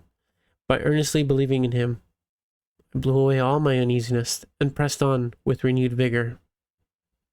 End of chapter 11. Okay.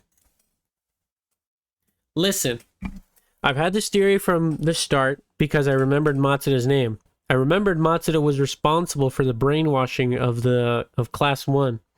I remember that because Junko says that in the first game. So, I remember at the start of the series, I was like, oh, she must be, I think she might be a guinea pig. I was like, I was thinking, I think he's using her as a guinea pig to test out how to, wipe away memories. And I'm starting to think I was right. Because the more I read, the more it seems like what Matsuda was doing to her was actually just deleting her memories. And the treatment, quote unquote treatment, was actually to delete her memories. That's what I'm thinking. That's my theory right now. That her mind was just getting zapped or something. Her memory just deleted. Because she's starting to remember more and more whenever she doesn't have any treatment from Matsuda. And it makes sense because he's the one responsible for deleting the memories of the class of students. So, I don't know. Very sus. Very suspicious. Anyways, I will be right back. I'm gonna go grab some water because my lips are dry and I cannot go through the next chapter with no water. So I'll be right back. Well, if we're finishing up today, we'll get to see. We shall see. I'll be right back.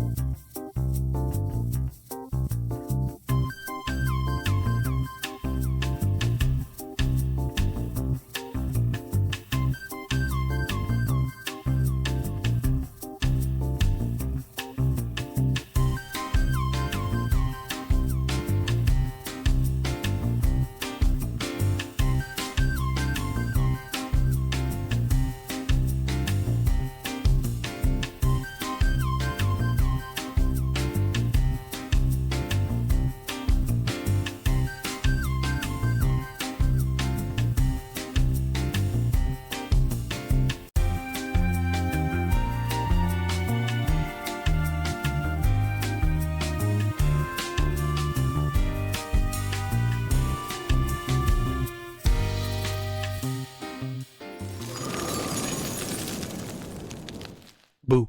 We're back. Sorry for the wait. Sorry. So sorry for the wait.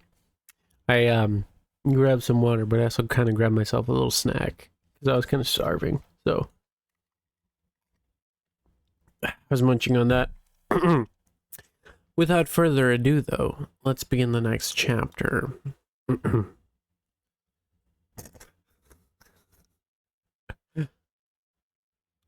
My bad. I crawl. Let's see, let me open it. I crawled under the small opening in the fence, finally reaching the backside of the old school building. As I walked around the building in search of a way in, I came to a large entryway in the front. Possibly due to the worsening condition, the door seemed to Damn, okay, microphone.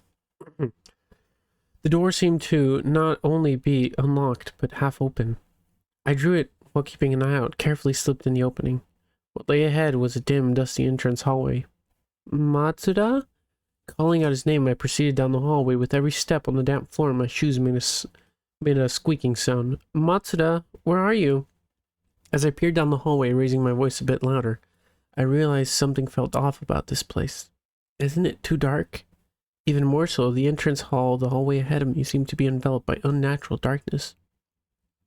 It was as if not even one ray of light could shine through it. But it should have still been afternoon. No matter how much it was raining, there should have been some signs of sunlight coming through the window. Snap. A strange sound rang out in the darkness. What? It wasn't just one, either. Like a chain reaction, those sounds began to continuously multiply. Snap, snap, snap, snap, snap. One by one, the lights turned on throughout the hallway, and by the time the sound stopped, the whole building was illuminated with light. Matsuda? That was all I could think of. He must have responded to my voice calling out with that notion, pushing me forward. I continued down the hallway, enveloped in electrical light. Matsuda, where are you? As I peeked into a passing classroom. Matsuda. Checking a bathroom. Matsuda. Are there animations for this? Am I missing out? No, I just spoiled that. Matsuda. Checking another bathroom. Matsuda. While walking up the more stairs. Matsuda. Continuing to go through these actions, I eventually ended up on the highest floor. Even there, while calling out, "Hey Matsuda," and going through the hallways, bathrooms, and classrooms, I didn't catch a sign of him anywhere. Getting tired, I decided to pause and catch my breath. Then a thought about a strange building came into my mind. So the old school building was really like this.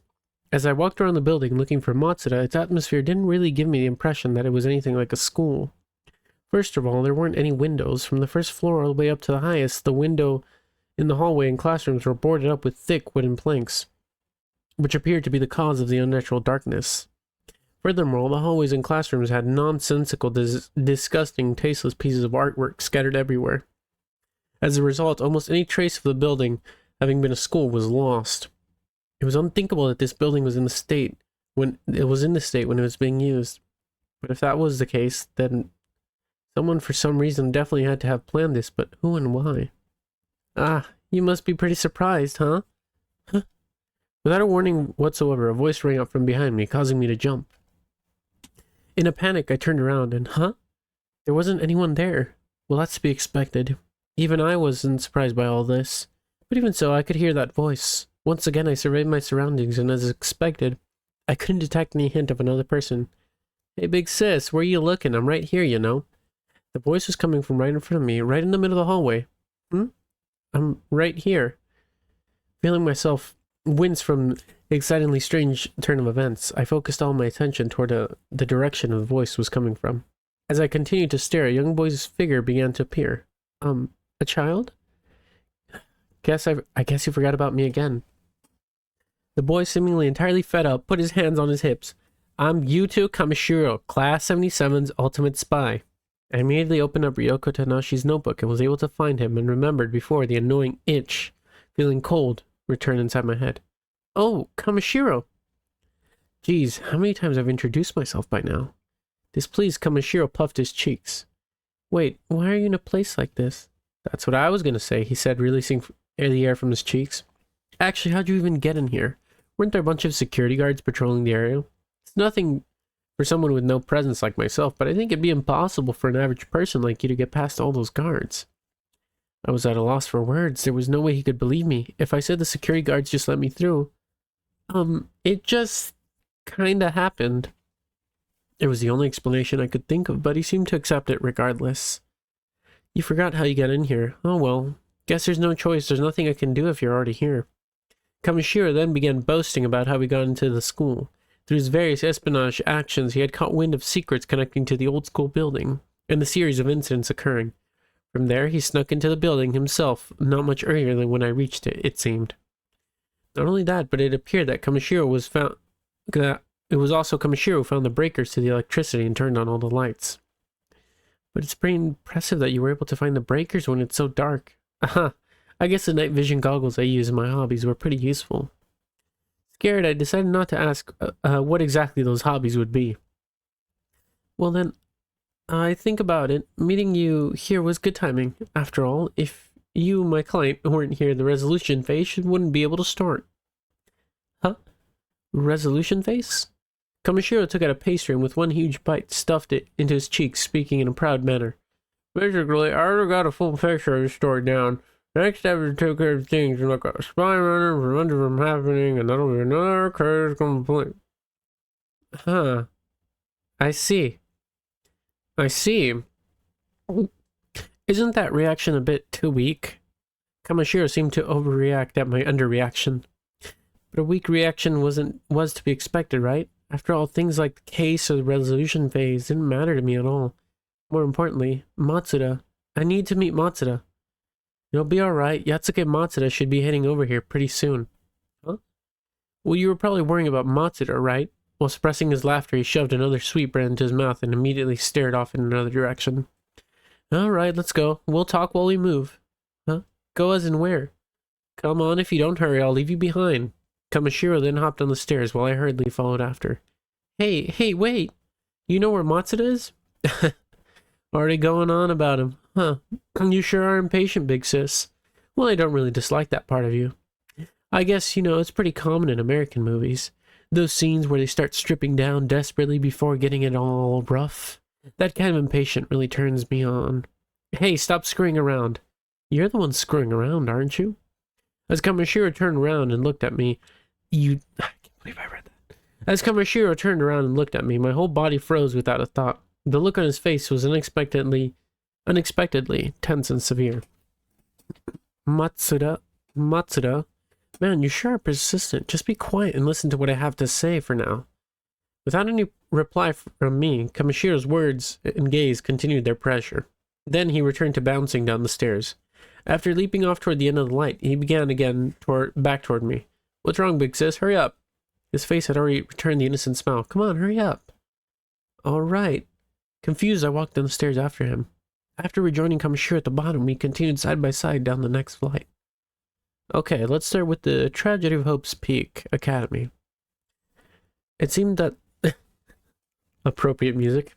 It seemed that this resolution phase, or whatever, had already begun. I think you already get the gist of it, but the Tragedy of Hope's Peak Academy occurred somewhere in the old school building. That's right, everything started right here. Bringing all the information together and connecting it. That seemed to be the detective-style way of resolution phase. It's certainly the worst incident, the worst anything that ever occurred at Hope's Peak Academy. After all, 13 members of the student council, the best of the best, were murdered. There were 2 people who survived the tragedy. One was the ultimate student council president, Soshun Murasame, who escaped somehow despite suffering major injuries, and the other person was Izuru Kamakura. Wait, what? Even I was surprised as I blurted those words out without thinking. How rare to see you remembering something. Kamishiro's strange gaze remained fixed on me. Well, whatever. He soon moved on and continued his explanation once more. Izuru Kamakura was hiding something. The fact that he was an individual amazing enough to be called the ultimate hope. Kamakura was researched on by Hope's Peak Academy.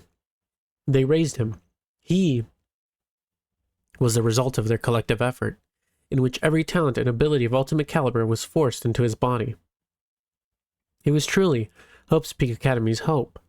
That's why the school hid the extent of it all, to the point where no student knew anything about Izuru Kamakura, not even whether he was a boy or a girl. He was raised completely sheltered upbringing, living completely closed off from the world. I was the same as him. I was shocked that it sounded almost exactly like myself. But then that Kamakura guy, caused an outrageous incident to occur. Kamashiro's tone seemed to become a bit more serious. Kamashiro caused bizarre mass murder, of all things, to occur within the school. It was truly awful. After all, the person who was praised to be the ultimate hope above all others caused such a despair-inducing incident to occur. If it wasn't the epitome of tragedy, then I don't know what it was. That was the reason why it was called the Tragedy of Hope's Peak Academy. It's certainly something that the school should label it as is. The existence they raised together is a collective effort, committing such an unprecedented, bizarre murder crime. There wasn't anything else to call it but a tragedy. But that's not all there is. What's even worse is that not only did the school not bring light to the situation, they attempted to fully conceal it. As he spoke while rhythmically stepping down the stairs, I was completely absorbed by what he was saying without giving any form of response, without writing anything in my notebook. I just insistently listened to what he had to say. The school was most likely afraid, after all. If people were to catch wind of the incident, the whole mission statement of the school, the talent is humanity's hope, would crumble. If that happened, the school would lose authority, and if it were handled improperly, they wouldn't last much longer either. So that's why the school's trying to hush up the incident.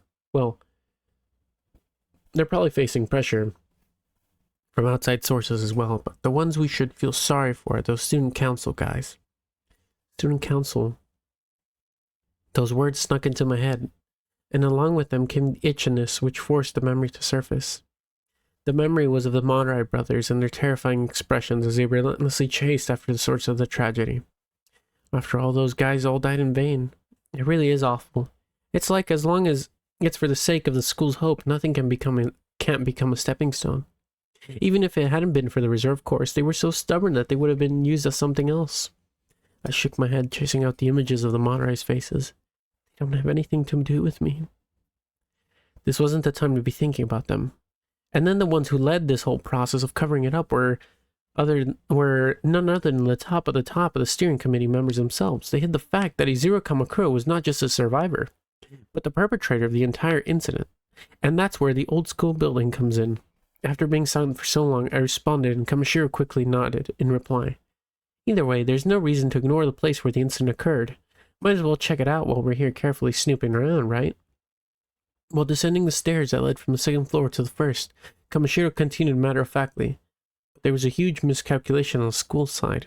While they were moving along, assuming they'd covered up the tragedy, there was still another troublesome individual that hadn't been dealt with. Junko Nishima? The moment I spoke those words, we reached the first floor. Over here, come with me. Without a moment of hesitation, Kamashiro continued forward. The first person to discover the truth of the incident was Junko Nishima. Then, by trying to find Izuru Kamakura afterwards, she aimed to overthrow Hope's Peak Academy.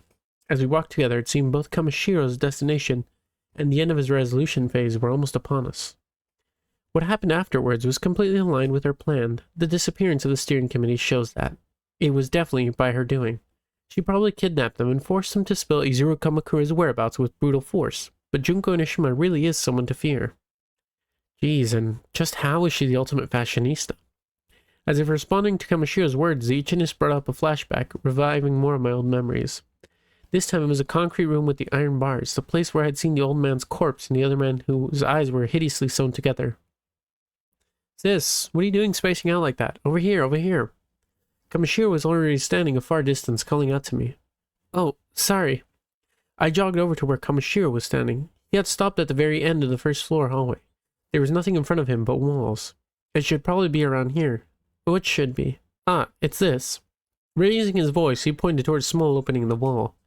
I borrowed this from one of the security guards outside, but while speaking, Kamashiro pulled out a long rod-like object from his pocket, which almost looked something like a sort of key. As he inserted the key into the wall, a clink could be heard coming from the grip of the small hand. Jackpot. I was thinking it could have been this. I investigated like crazy all over this place, but there weren't any other suspicious areas. Sounding very proud of himself, Kamashiro turned the key. Accompanied by the sound of rumbling, the wall slid open like an automated door. Past that, the entrance was simply a straight, long and narrow passageway. An imposing double door could be seen standing at its end. What is this place? I said it earlier, didn't I? This is where Izuru Kamakura is hidden. Kamashiro sounded incredibly excited. Matsuda's here too? He could already be here, or he could be on his way. Either way, Yatsuki and Matsuda will definitely show up. Kamashiro then set foot in the passageway. and I followed suit. Our steps rang out in the cool, dim passageway as we walked toward the back. My lips were getting dry, and I was overcome by the constant need to lick them. When we finally reached the end, we stopped for a moment. Without saying anything, Kamashiro put his hand on the door, imitating his process. I did the same, and saw that he was taking a deep breath. It seemed that he was a bit nervous. We then pushed, both exerting pressure at the same time, and the doors opened with an exaggerated groan. Past the doors lay about 15 square meters of nothingness, with the ceiling and walls all completely bare. It was truly a dreary and lifeless room. Sis, over here. I'll grab some water real quick.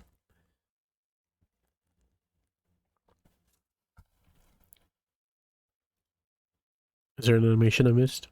Ah, there we are.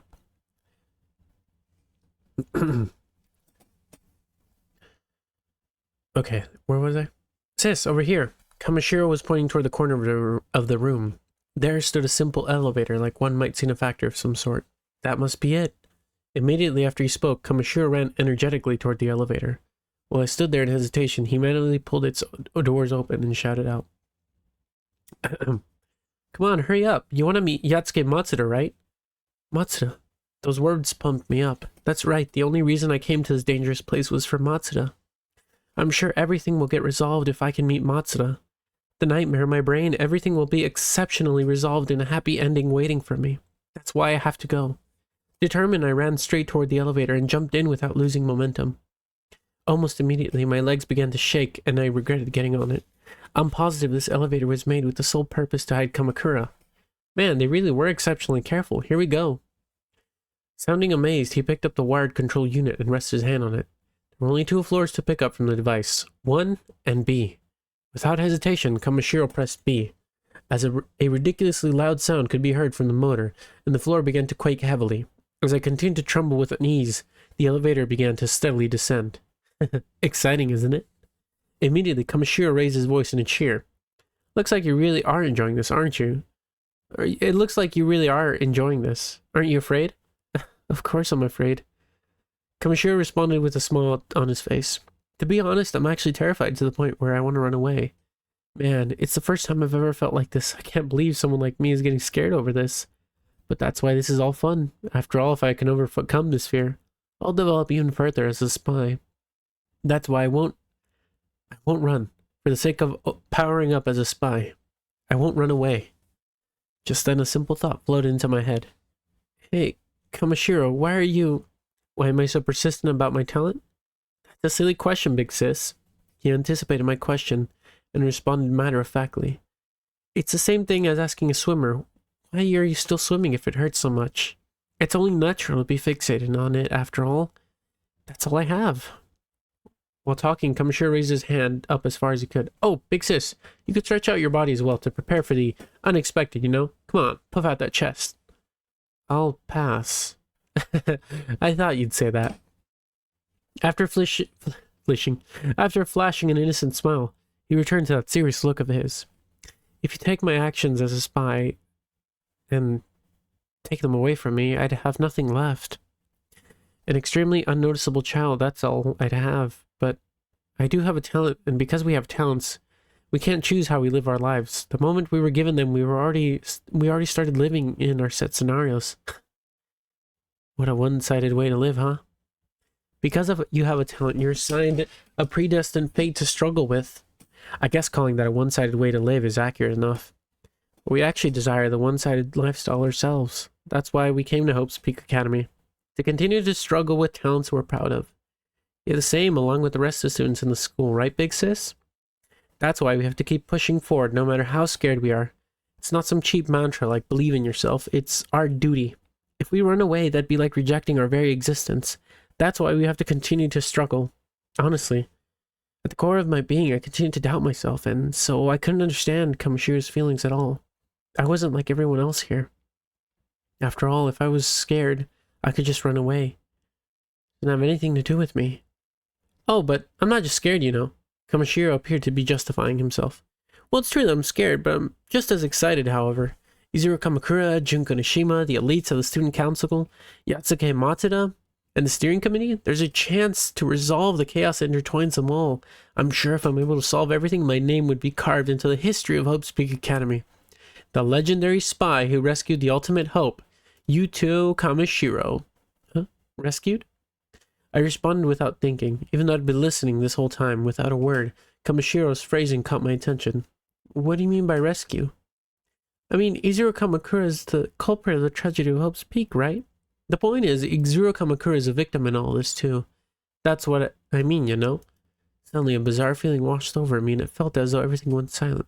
The steering committee members decided not to let anyone discover the horrifying truth. That's the reason behind them hiding Izuru Kamakura. If I managed to uncover the real truth and chase down the true culprit, wouldn't that be the level of accomplishment that gets included in Hope's Peak Academy's history? Suddenly, his eyes began to sparkle. I didn't really want attention from the school or anything, but just think about it. The image of the headmaster kneeling with tears streaming from his eyes, thanking me. Oh! As he smiled, Kamishiro began spinning around. His levels of excitement was like that of a dog when its master comes home. Actually, I already imagined the whole thing. Hope's Peak Academy savior, the ultimate spy, Yuto Kamishiro, or something like that.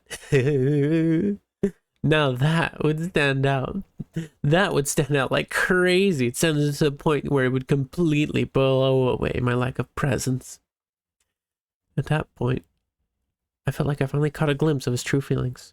I'm sure Kamishiro believed his talent, and at the same time, he detested it.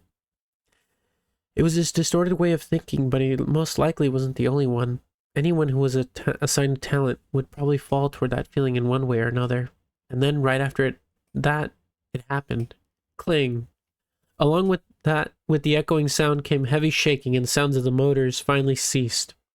It seemed that the elevator had finally reached its destination. Looks like we're here.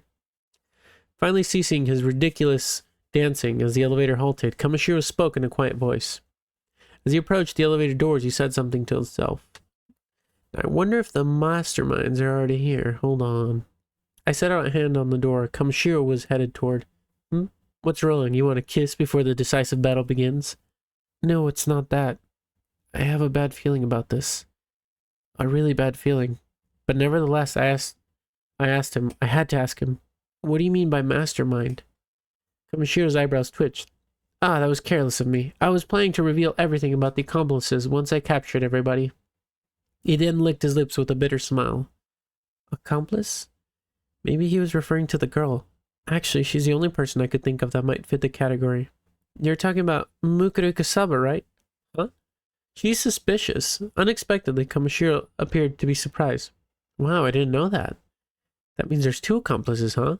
Well, this is just one big happy family.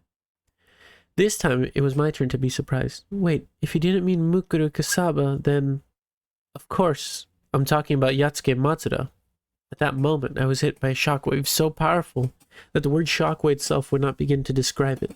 My heart began beating as fast as it could, its agonizing scream reverberating all through my body. A cold shiver ran up my back, numbing my spine and taking my breath away.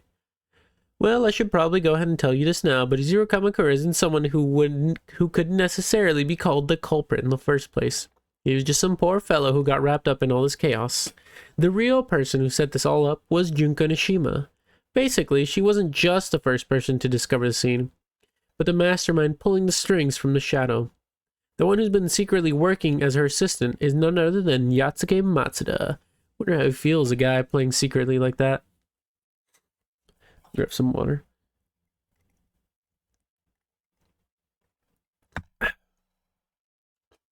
I just noticed his sprite has a boner. That's crazy. I'm pretty sure those two are the only ones aware of their relationship. Well, the school doesn't know about it at least. Otherwise, they would have requested help from Matsuda in the first place. They wouldn't have requested help from Matsuda in the first place. Or maybe that was the reason. Anyway, as a result, Inoshima was able to successfully avoid investigation from the school. I became a brainless mannequin that couldn't even form the simplest of responses. By the way, who is Yatsuke Matsuda he's been talking about? What Yatsuke Matsuda would that be? But cooperating with them wasn't the only thing Yatsuke Matsuda did. Like I said before about how the disappearance of the steering committee members was the work of Inoshima, it appeared that Matsuda was involved with the case as well. Man, they really are a great combination. I had no idea what he was talking about. In fact, I rejected comprehension of his words with all my might. By hearing things I didn't want to, my head would begin to hurt. My chest would suffer. I'd feel like throwing up. Also, the decisive evidence that ties them together. I've seen it all. Well, it was because I witnessed the evidence that I was able to get this far along toward the truth, but I don't want to hear any more. But as if stabbing me, he continued talking. Junko Nishima and Yatsuke Matsuda, passionate kiss. Junko Nishima and Yatsuke Matsuda, passionate kiss. What is that? Really, what is that? What is that? Really, what is that? Really, what is that? What the heck? What the heck is that? I heard the sound of something crashing down. It was my nerves falling down like dominoes in chain reaction. The dominoes with the words Yatsuke Matsuda, Junko Nishima, and passionate kiss written on them all came crashing down like an avalanche. Everything was arranged. Everything was arranged by Junko Nishima. My relationship with Matsuda, all my feelings toward Matsuda were arranged by her. Matsuda. Matsuda? Betrayed, the words played in the back of my mind. Betrayed, fooled, used, manipulated. That was the truth. The truth of this incident. Yatsuke Matsuda, Junko Nishima, passionate kiss. They clattered as they were colliding with one another on their way to the ground. At the same time, the elevator door was clattering as Kamishiro pried it open. Come on, big sis. For the time being, let's get out of here. We'll talk about the rest once everyone's together. Come on, hurry up. Still in a daze, I was pushed out of the elevator by Kamishiro. As I staggered out clumsily, I found myself in a massively tall circular chamber, almost like a miniature theater. Hey, this place is pretty nice. Kamashiro's voice coming from behind me echoed through the hall. Yep, this could actually be a fitting stage for my resolution phase to take place in.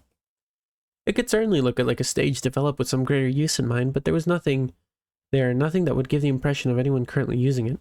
Interior design was kept to a minimum, with wallpaper and carpeting, and the only pieces of furniture were a bed and a chest of drawers, as well as a toilet in the corner. Either a wide, extravagant prison or a low-budget place setting. That was the impression it gave. What drew my... Is this the... Are they in the trial room? That's where I'm thinking they're at. What drew my attention more, however, was the fact that no one was there. Junko Nishima, Mukure Kusabe, Matsuda, even Izuru Kamakura, who was supposed to be hidden here. None of them could be seen. It was peculiar instead. Any of the important individuals Kamishiro just spoke of. Only the outsiders, Yuto Kamishiro and Ryoko Tanashi, were standing there. But I wondered if that was really so. Maybe I'd been making a huge misunderstanding all this time. I'd really thought that I hadn't met Izuru Kamakura even once. But I couldn't help but wonder if that was really the case. Maybe he had been watching me over all this time. Maybe the person I'd been looking for was watching over me all this time. Could it be that Izuru Kamakura's true identity was Yuto Kamishiro? I immediately turned around, but Kamishiro wasn't there. The moment I thought that, my vision perceived Kamashiro's appearance. He was crouching at my feet. No, more like kneeling down on the ground. But even so, our eyes met. I instantly jumped back. Nothing but shock toward such an illogical display. Sheer horror, such an incoherent sight. The pressure in my skull grew increasing to a point where it wouldn't have been surprising if my nose began to bleed, and my nerves began trembling to the point where they couldn't connect to form a single thought. Kamishiro, despite kneeling down on the ground, was looking not at the floor but at the ceiling. That's impossible. To turn one's head all the way towards their back? That's impossible for a living human. That's exactly what it was. Out of nowhere, he was no longer one of the living. What? Kamishiro, with his head turned 180 degrees back and glaring at the ceiling, was completely stiff. The only part of him that seemed to be living was a red stream of blood dribbling from his mouth. He showed no response to anyone's voice or to any sounds. It was too much for me. It was too much to the point where my consciousness couldn't fully comprehend the scene of someone dying in front of me. In that moment, my reactions were all delayed. If they weren't, I would have already run away from here. After all, the first thing to come to my mind would be the fact that the person who did this to Kamishiro must be very close by. But I was too slow. Poor kid. A figure Oh, is that spoilers? Are these spoilers? Are these spoilers? Spoilers. Whoopsies. Hold on. I think it just did that little mistake thing again. Did he just fucking die, though? Did Kamishiro just fucking die? Holy shit. Did he just fucking die? Okay, there we are.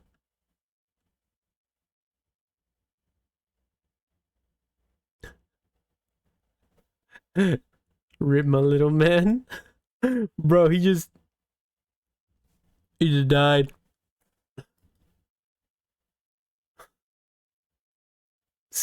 I know it was so sudden. Hold on. Let me okay, there we go. It was so sudden. Okay, it was the trial grounds. Okay, I was right. He just fucking died. He just got his neck snapped. What the fuck? Okay, I think I know who it is now. Poor kid. A figure appeared next to the elevator.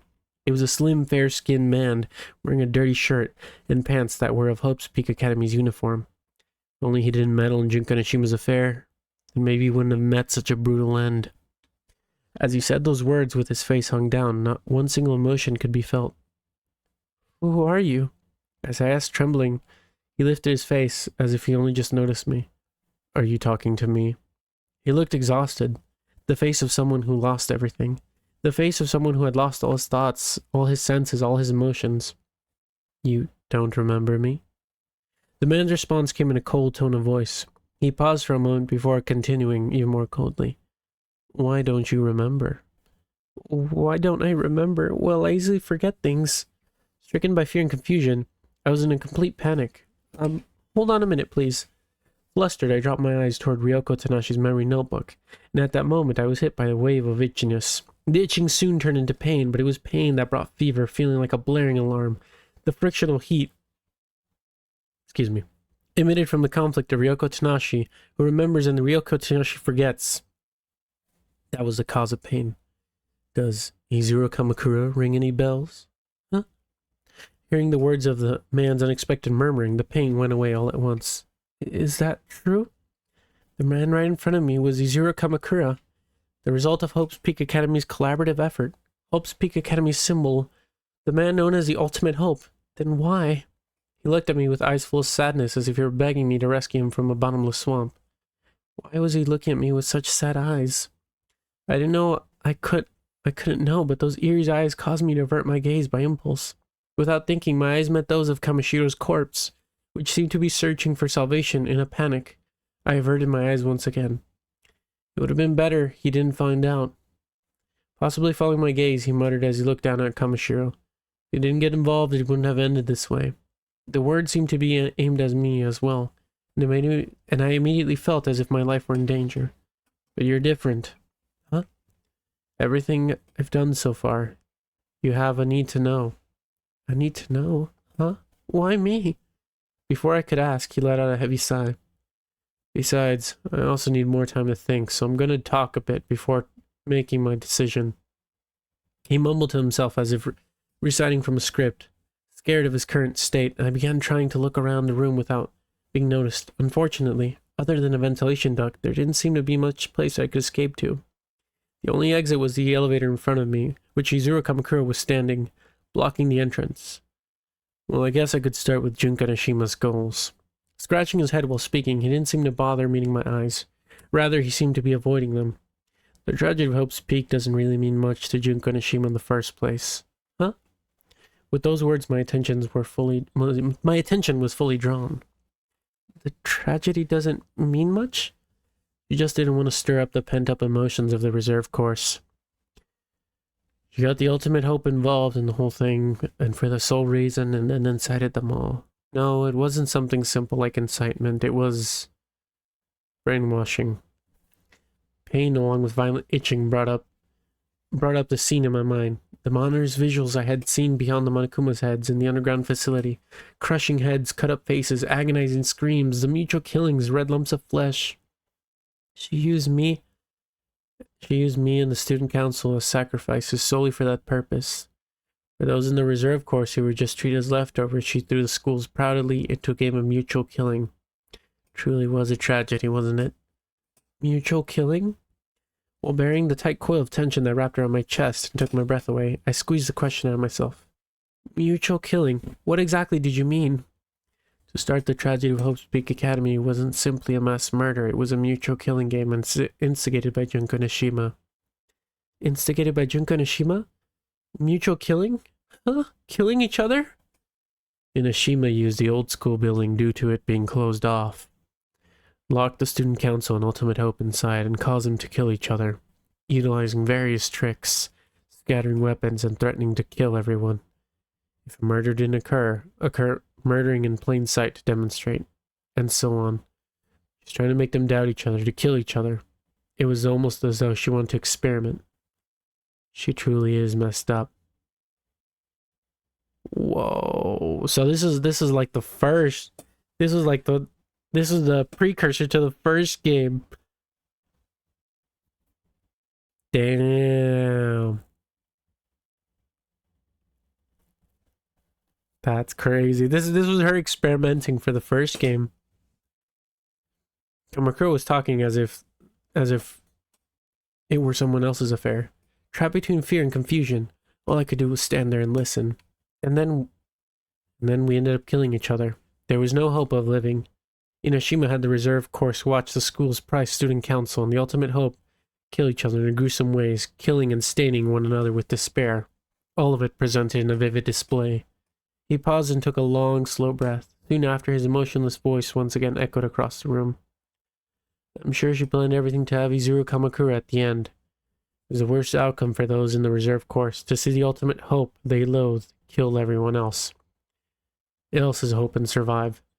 Must have been a especially dreadful sight. Not only that, but it was likely that Junko Nishima planned for the school to hide the sin. That's why the reserve course grew not only to despise the Ultimate Hope, but the entire school. In the end, everything went completely as Junko Nishima had planned. Everything followed her scenario perfectly. But what reason did she have to brainwash the reserve course? That must have been to destroy Hope's Peak Academy as well. Not only that, Kamakura then finally looked at me. From the small opening in his long pitch-black hair, he stared at me. Her goal is much more horrific. Horrific? To her, brainwashing the reserve course was merely planting the seeds. The tragedy of Hope's Peak, that's all that is to her. Planting the seeds. Kamakura mercilessly hurled his words toward me. I was controlled only for that purpose and then tossed aside. I was too late in realizing it. No, I was just desperately trying not to realize it. I didn't want to believe that she was so obsessed with despair, and that's the truth. The despair-filled truth that I'm involved with this incident. Hey, what do you and Junko Nishima have to do with each? What do I have to do with her? His voice was suddenly filled with intense emotion. It was only...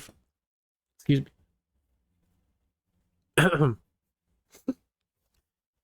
I had to sneeze there for a minute. Okay, where were we? What do I have to do with her? His words were suddenly filled with intense emotion, if only for a moment. What does all of this mean to you? Are you going to go back with your cliché? It has nothing to do with me. If it has nothing to do with you, then why are you remembering it? If it really has nothing to do with you, then it'd be best if the memory of it was lost forever. Huh?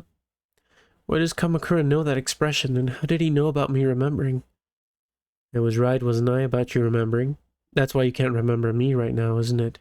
You remembered that I wasn't actually important to you, and so you can't actually remember me.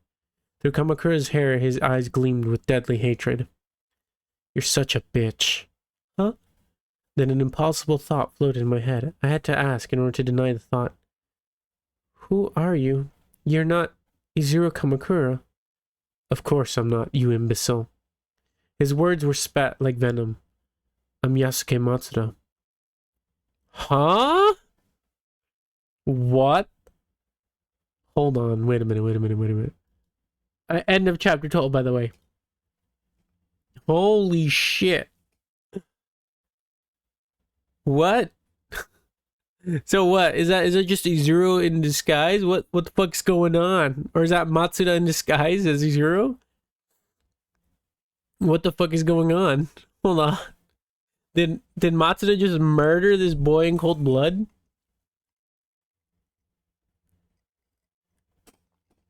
Poor kid got murked. I feel so bad. Oh man. I genuinely have no clue what the fuck just happened. Or what the fuck's gonna happen. So let's get right into it. What do you guys say? Let's just jump right into the next chapter.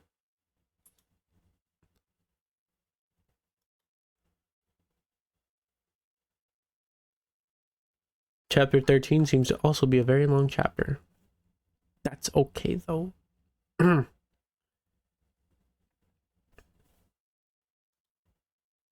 Can do. Very well. Let's get right into it. In the end, you didn't remember. You remembered other things, just not me, damn it. This is cruel for you to believe me so easily when I said I was Kamakura. This really is just cruel. Does my existence truly mean nothing to you? Huh? What? I didn't know what to say. An intense chill assaulted my spine, and my teeth began to rattle like a drum. Are you really Matsuda? The real Izuru Kamakura was moved from here a long time ago. That means you and I are the only ones left, almost as if someone planned this all out. The impossible string of thought that had floated up in my head took the form of a concrete truth. I desperately opened up Ryo Kotonashi's memory notebook and flipped through the pages in a frenzy, searching for anything that would deny this impossible truth. Then after a while, my hand stopped.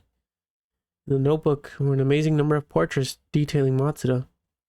Looking up and confirming the individual in front of me one more time, the scattered puzzle pieces in my mind were immediately placed back together. But why? How come I'm not? That heartbeat in my chest, the rise of emotions. I know you're not feeling anything. Ironically, those words were what proved to me that he was Matsuda. After all, the only person who knew my method in recognizing Matsuda was Matsuda himself. That's because you're beginning to remember things again. Because you've started to regain your memory. You've stopped thinking about me. Huh? In the end, it just shows my existence wasn't anything special to you. But you forgot about that fact. And that's why you filled with such emotion. That's why you were filled with such emotion toward me. Matsuda isn't important to me?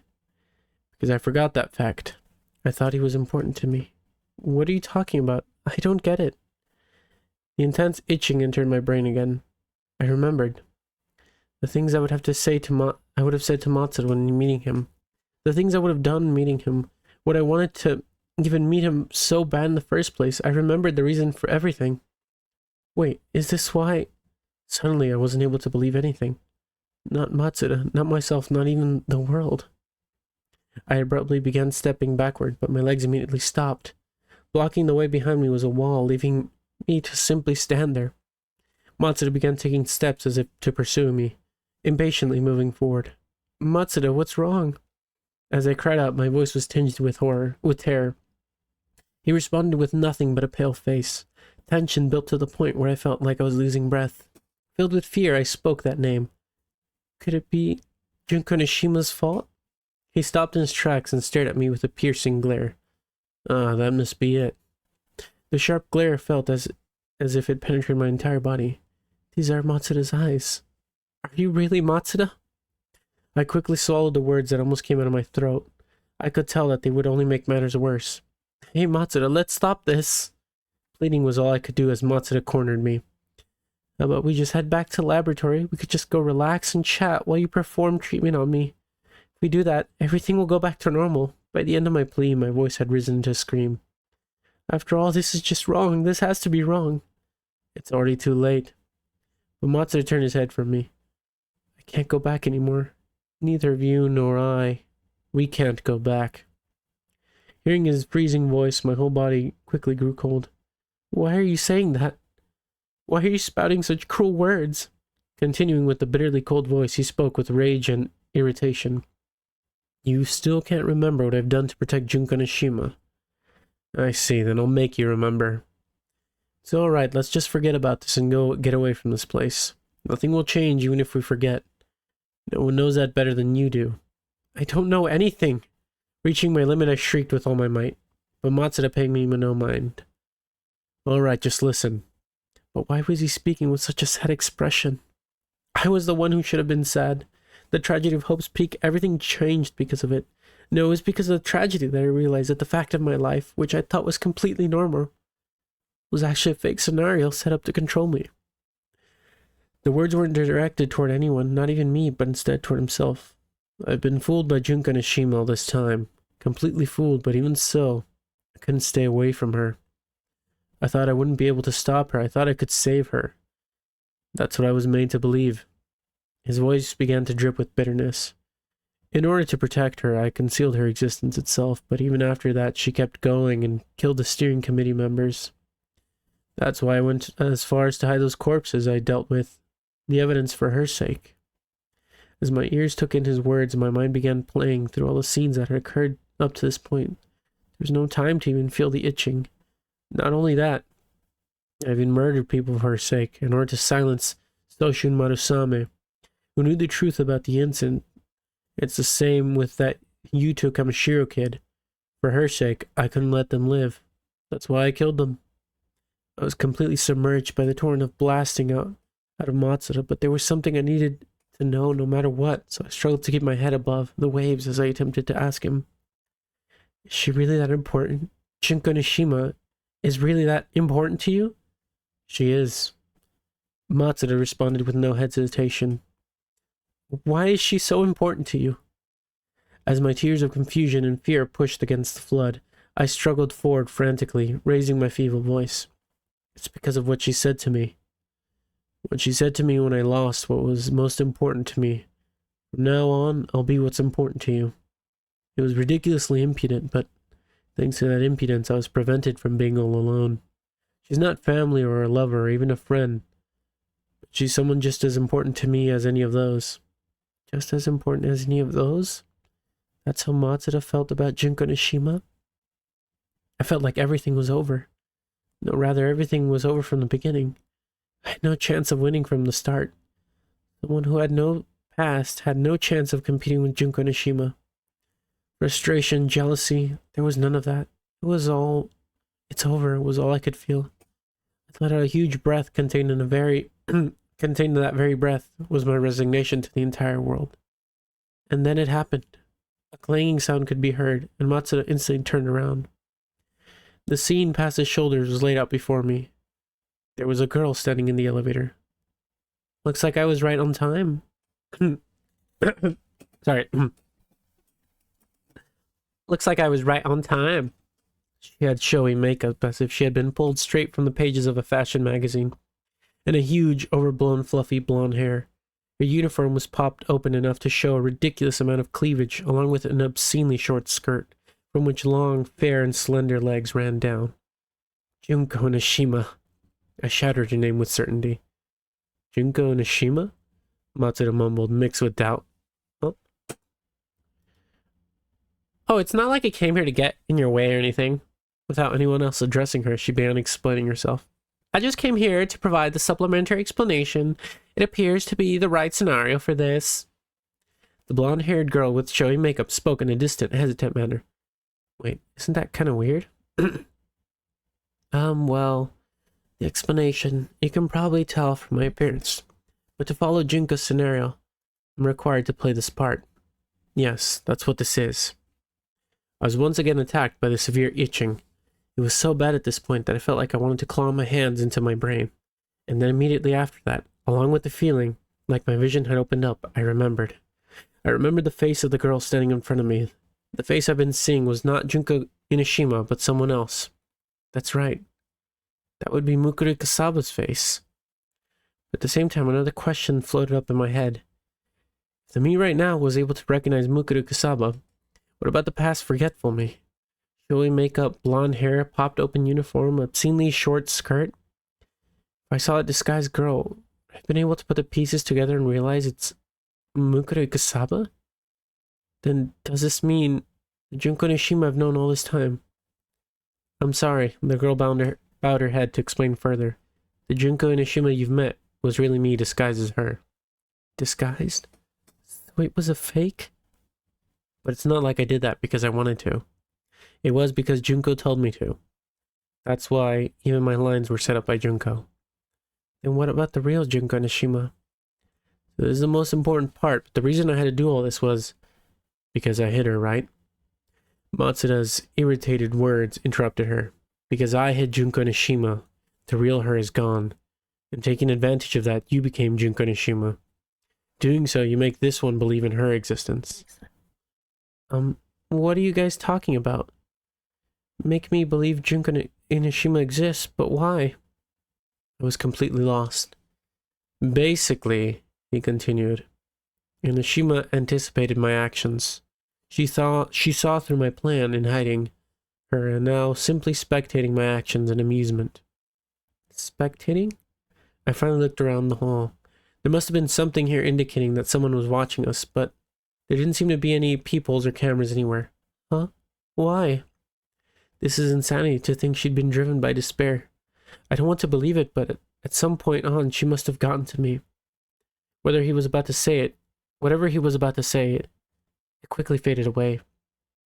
I was already incapable of understanding his feelings, his frustration toward Junko Nishima, his resentment toward Junko Nishima, to the point of despair I was unable to comprehend. But there was one thing that was clear to me. Once again, to the point of despair, it was entirely clear to me. You must love her, but at the same time hate her, right? That's right, Matsuda quietly nodded. His answer confirmed my thoughts. I was right to give up. There was nothing I could do but give up and let everything end. This is the end of my world. This is the end of the world that belonged to me and Matsuda. The moment I gave up, the curtains of my soul began to slowly fall. Thump. Huh? That's why I have to end this. Covering his face with both his hands, Matsuda let out a huge sigh. He then lifted his head, eyes brimming with unwavering determination. It's likely that my desire to protect her was true despair. That's why, unless I end this, my despair won't end either. It was the voice of someone who had given up everything. That's why. I have no choice but to end this. His eyes were full of anger, sadness, love, hatred, all boiled, concentrated together. But even then, there was a strange calmness in his expression. Thump. Huh? But why? I didn't want Junko Nishima to get involved any further. I thought I would be protecting her that way. Matsuda began to close the distance between us at a slow pace. That's why I hid her. That's why I desperately tried to hide her. Thump. As Matsuda grew closer, the beating of my heart grew louder and louder. But it was pointless. My actions did nothing. What I did meant nothing to Nishima. In the end, there was nothing she could do but inflict despair on anyone close to her. That's why I understand now. This is my despair. I finally understood well. The thumping in my chest, I finally remembered. The moment I gave up on everything, I remembered my feelings toward Matsuda. Must have been just another part of the scenario that Junko Nishima set up. In order for me to despair, she had me finally remember. That's why I've decided to end things once and for all. Matsuda finally stopped in front of my eyes.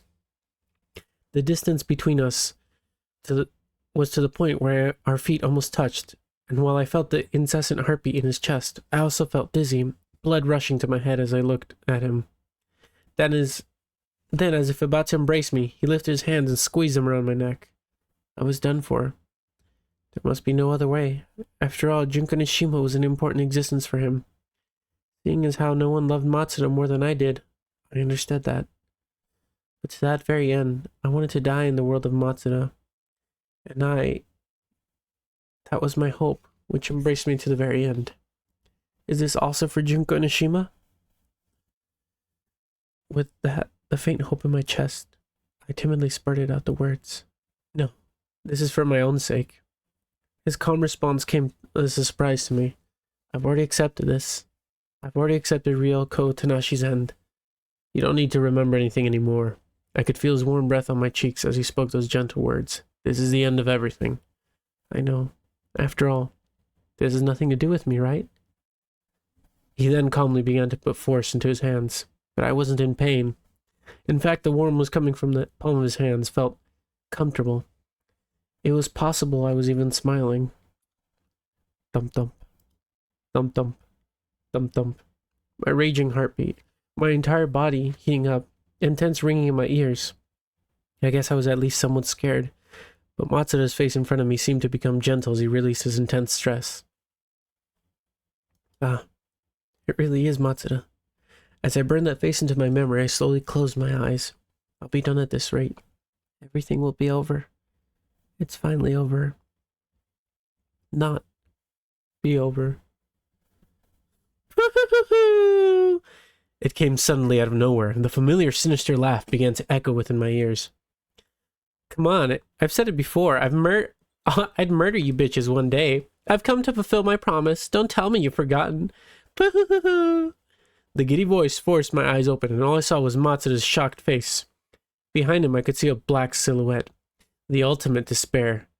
Walking up from behind Matsuda, she slowly approached me. Once she was close enough to the line up with him, the face with the shadow finally presented itself to me. I could remember it now.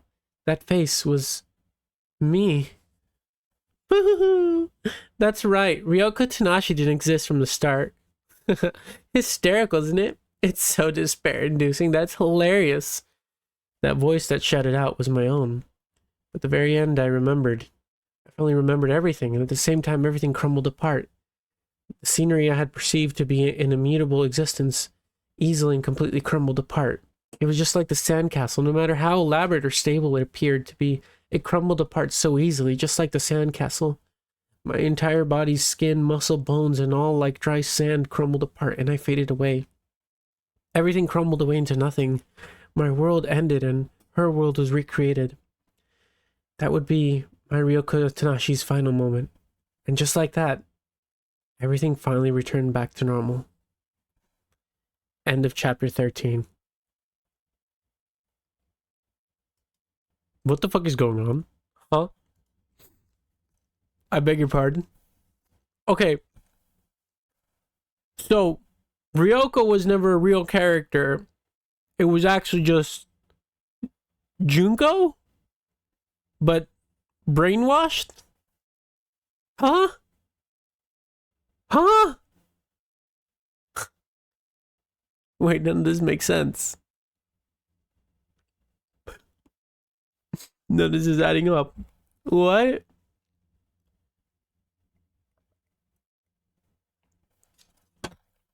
What?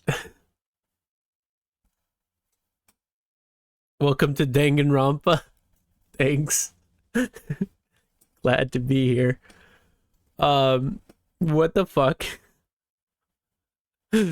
So that was actually just Junko, but disguised as Ryoko Tanashi. Or Ryoko Tanashi was never a real person. That was a made-up persona to save Junko from questioning, I suppose? What the fuck is going on? Okay, next chapter. Surely the next chapter will clear things up. The next slide is in the book, and that asks for the next chapter and the next chapter. Got it. Chapter 14. The strength within those two hands gradually weakened as the energy left his entire body. Then Matsuda finally relinquished the grip on this girl. Clang! A sound rang from the ground.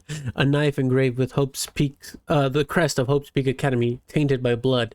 The blood dripped down around it, and it soon developed into a sizable pool of red. The warm sensation filled his stomach. Matsuda then returned his eyes to the girl. Listen, you bitch. He was visibly suffering as he spoke.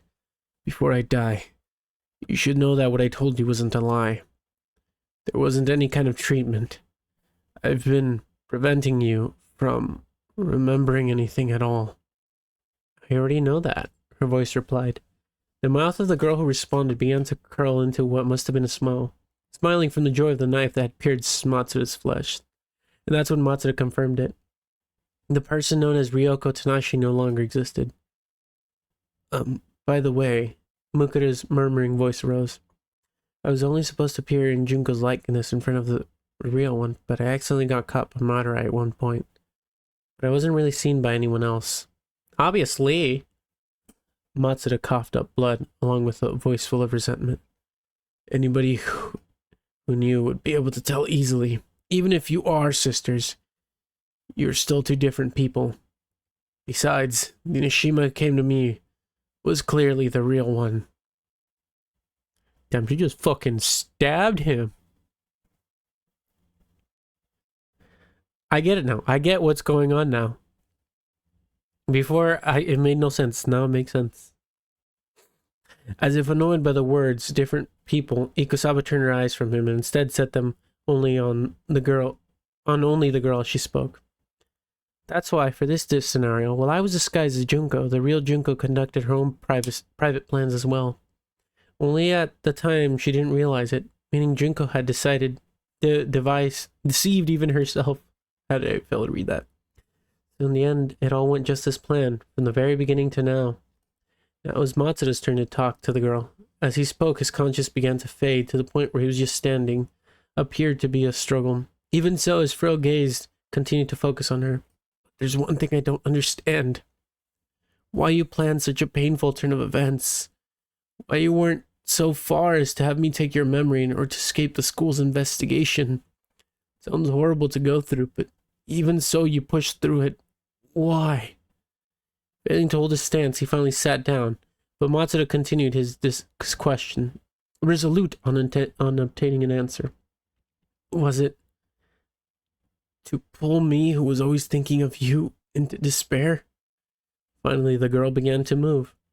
She gently caressed his face with her hand, in an almost loving way, and sat down next to him, paying no attention to the blood pooling beneath.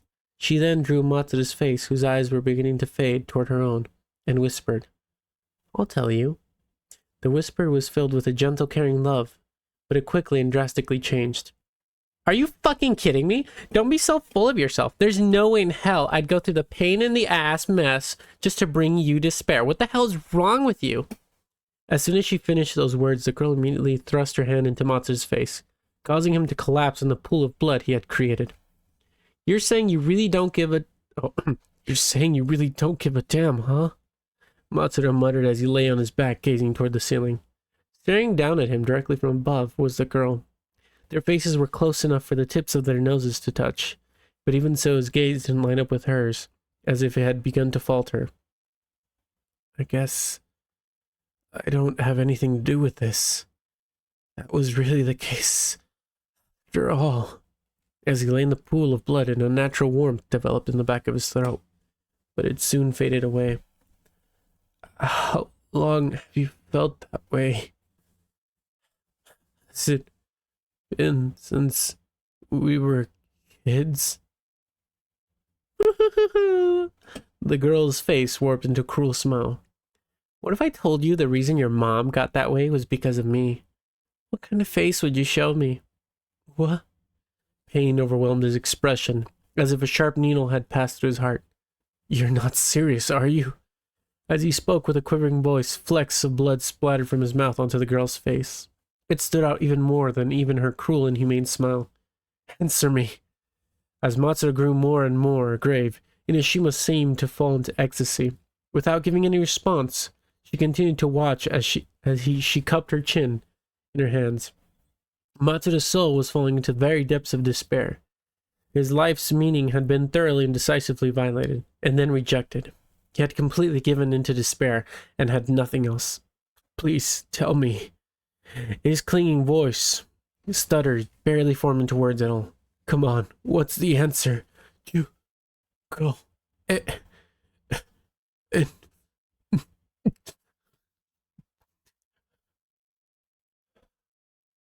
That was the end.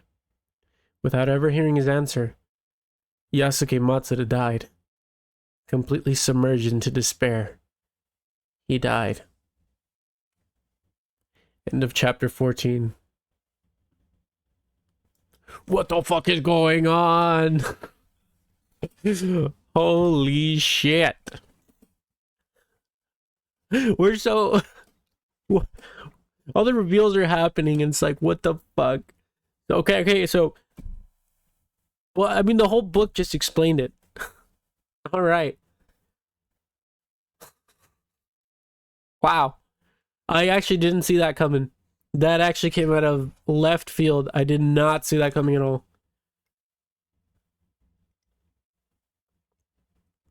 I knew I knew Matsuda was Junko's boyfriend because she had said that in the first game.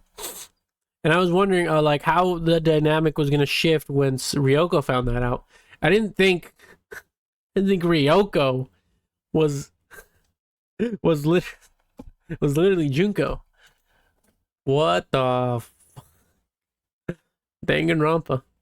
Womp womp. Womp womp. Alright, next chapter. We're actually... The book made my brain hurt. I know this book is making my brain kind of go... Not even sure where to start, where to end. So much is just happening. Alright. Let's get into the next chapter.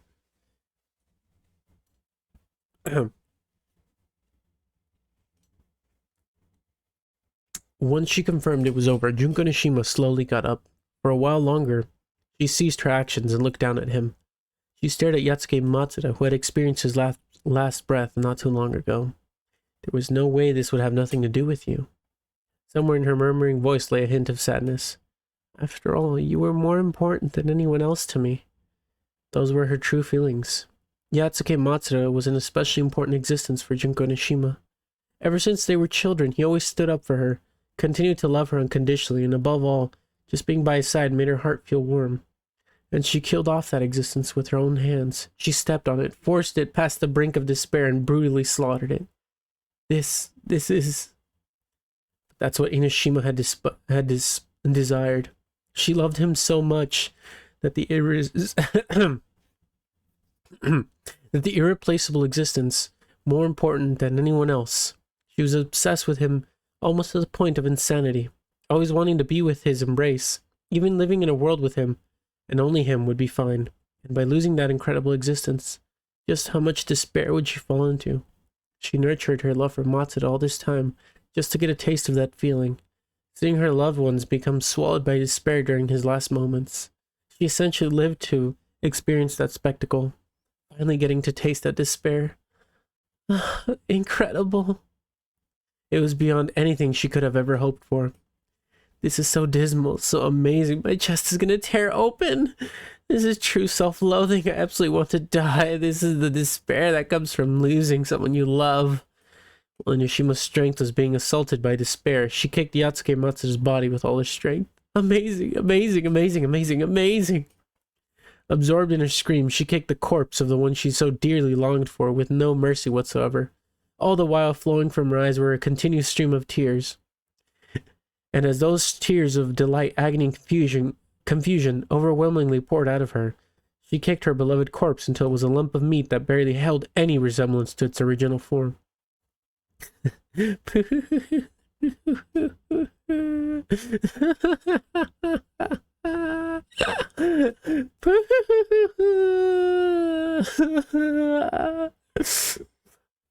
End of chapter 15. That was a really short chapter. That was really short. Let's see. We have about 10 pages left.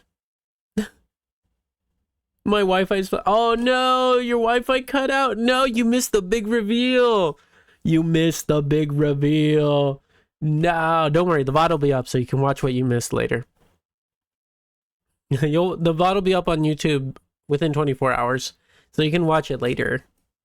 I missed everything good. Oh, you missed the good part. Dude, that got me so out of left field. I didn't see that coming at all.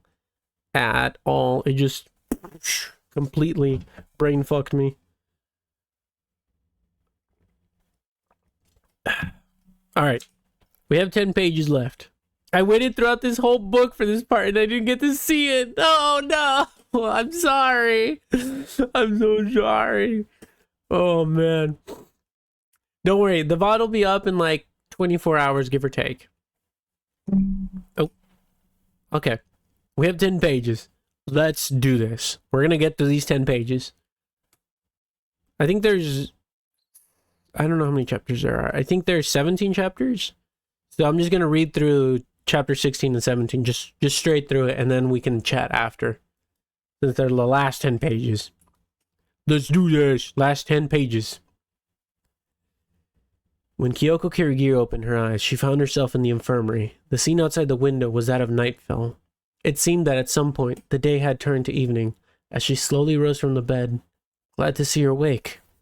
A man's voice could be coming from near the window. It belonged to Hope's Peak Academy's headmaster, Jin Kirigiri. You were completely knocked out. Has work finally caught up to you? How long have I slept? You wouldn't stay put, so I had the school's physician give you something a little stronger. It should still be in effect, so things may still be a bit hazy. You should probably just relax for now. Her consciousness and sensations were certainly still a bit dim. Following orders from him was frustrating, but there wasn't much one could do against the effects of medicine. With no other choice, Kyoko laid back down on the bed. And then she remembered. She remembered the moment when Mukuru Kasabe came to her aid, and she was cornered by the Marai brothers. Ikusaba appeared at just the right time and saved her. Why did she save her? Sure, they were classmates, but the two of them had hardly interacted with each other at all before that. Putting that aside, however, there was a more pressing issue at hand. The girl that was with her when attacked by Madarai's brothers, Junko Nishima. What happened to her? She turned the question over in her mind in a manner deserving of the Kirigiri name, and then appears that Inoshima was rescued by Ikusaba as well. I'll save you the trouble of overthinking things. She's been temporarily hospitalized in the faculty building infirmary, although the silver lining as well. How should I say this? Due to the shock from the whole ordeal, it seems that she's recovered her memory. Her memory? She'll soon return to the regular school schedule, but it seems that she doesn't have anything from the span where she had lost her memory because of that. There have been numerous confusing issues to deal with, but everyone has been taken care of. She'll be fine. Interesting.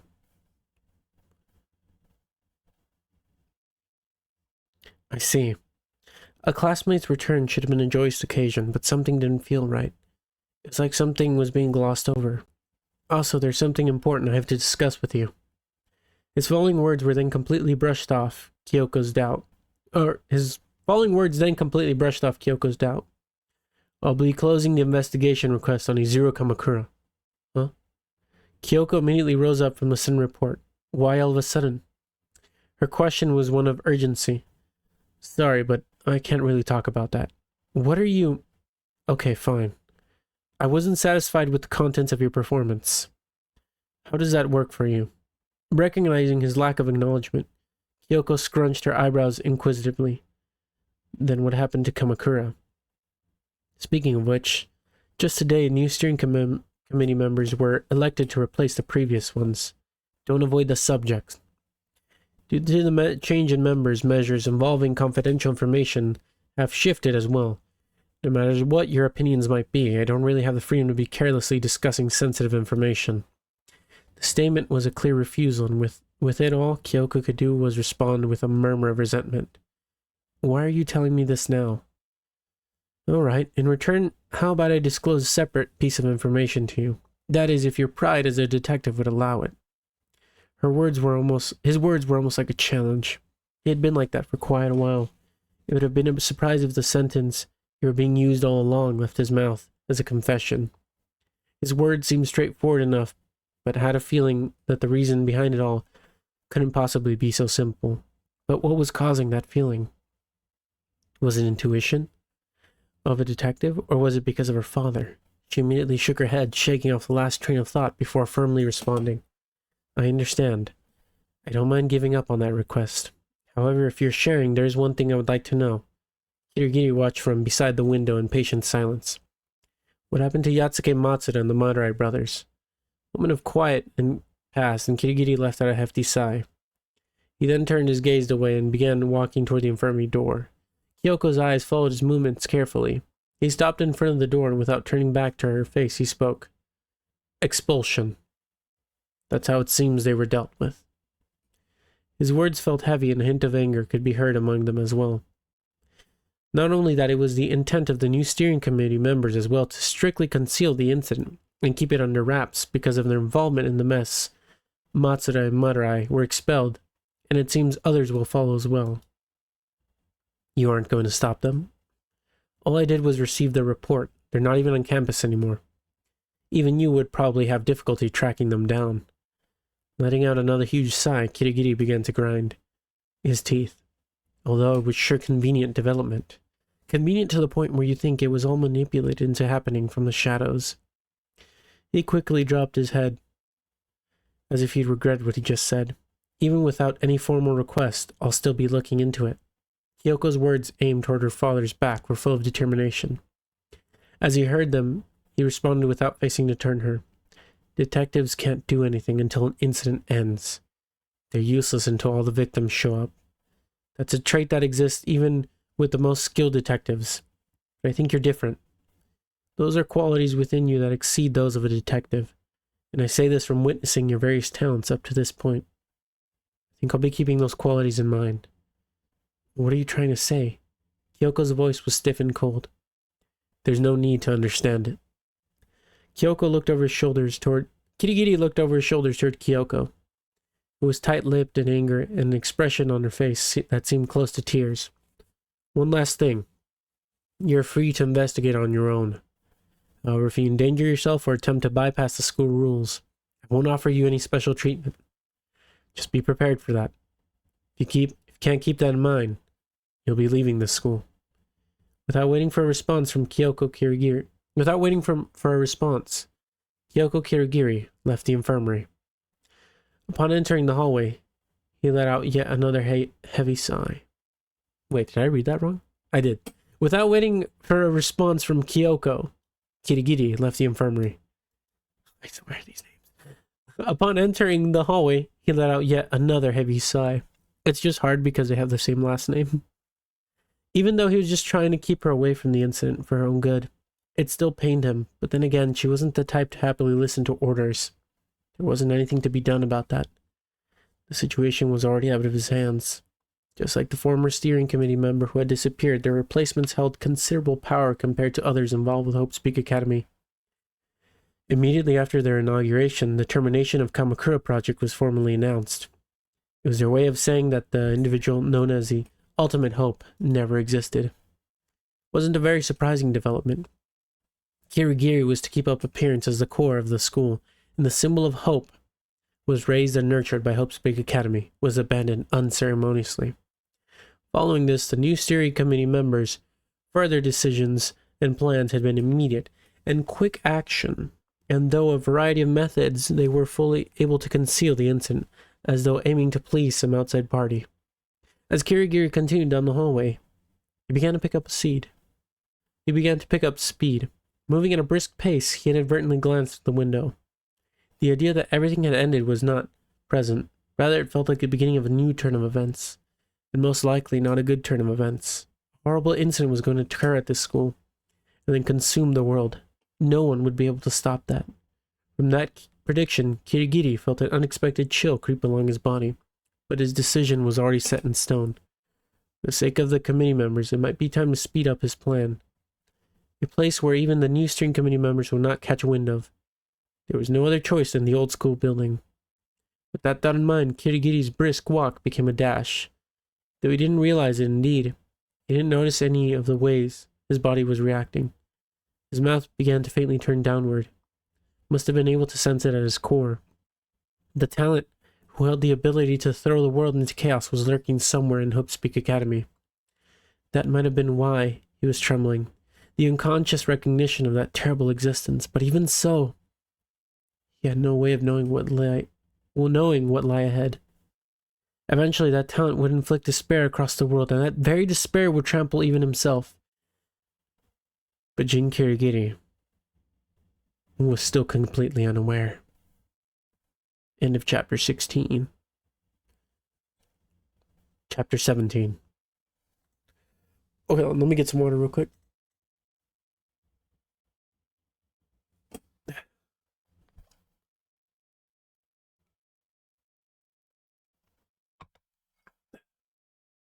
Chapter 17.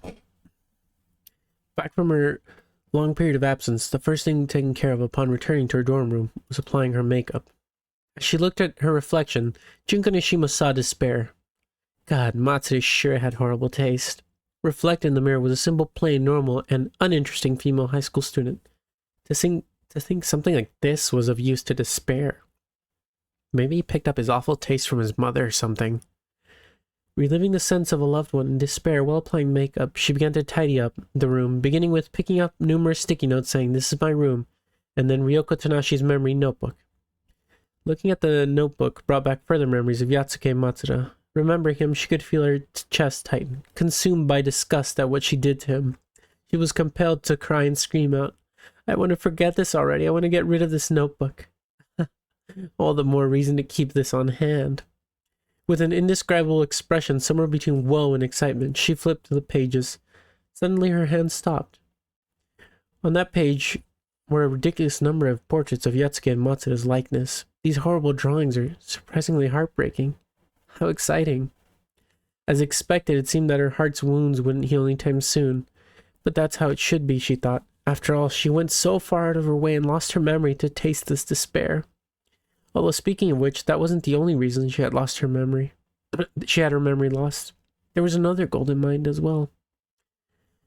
The reason was within the notebook resting in Inashima's hand. Reports on Matsuda's methods in manipulating her memory were recorded in that very notebook. That was her other reason. Memory manipulation was required for the final stage of her plan to inflict further despair. That's why she wanted to test on herself. She arranged for Matsuda to take away her memory, making her a test subject for that very memory manipulation. I guess this is all I can expect from one little experiment. Becoming forgetful is only half of what I need. I guess Matsuda just didn't try hard enough. Well, once I take care of it, I'm sure it'll turn out perfectly. Taking over a loved one's impassionable research, I'll be sure to put it to use in the most despair-inducing way possible. Her other reason for using Matsuda was to test her talents on a wider scale. For that experiment, she had anticipated each of Matsuda's actions and then proceeded to move freely within her own convenience. That went for others involved in it as well. She anticipated the results of everything and it allowed her to manipulate those events at will. By doing this, she finished her perfect scenario. It was the same for even Inashima herself. She was able to predict even her own amnesiac actions and experienced the greatest taste of despair in return. Yo, I'm back! Suddenly a strange voice rang out as the door to the room flew open. Standing in the doorway was a blonde-haired girl, the one who had disguised herself as Junko Nishima, Mikuro Ikasaba. A huge smile formed on her face, sheer glee in her expression. Were you startled? I was hoping to surprise you a bit, in commemoration for your return. Do you think I'm an idiot or something? Cutting her off, Inashima shot back with frigid words. Are you trying to make things worse or something? What are you going to do if someone sees you dressed like that? Are you going to take responsibility for it? Hell, are you even capable of doing that? I'm sorry. As if completely withered, her shoulders drooped. Also, you barely even look like me. Are you even trying? Seriously, tell me, do I really look that fucking stupid? Do I? But I followed your written instructions completely. Oh, I get it. You can't do anything unless you're told how. You really are a moron. I'm sorry.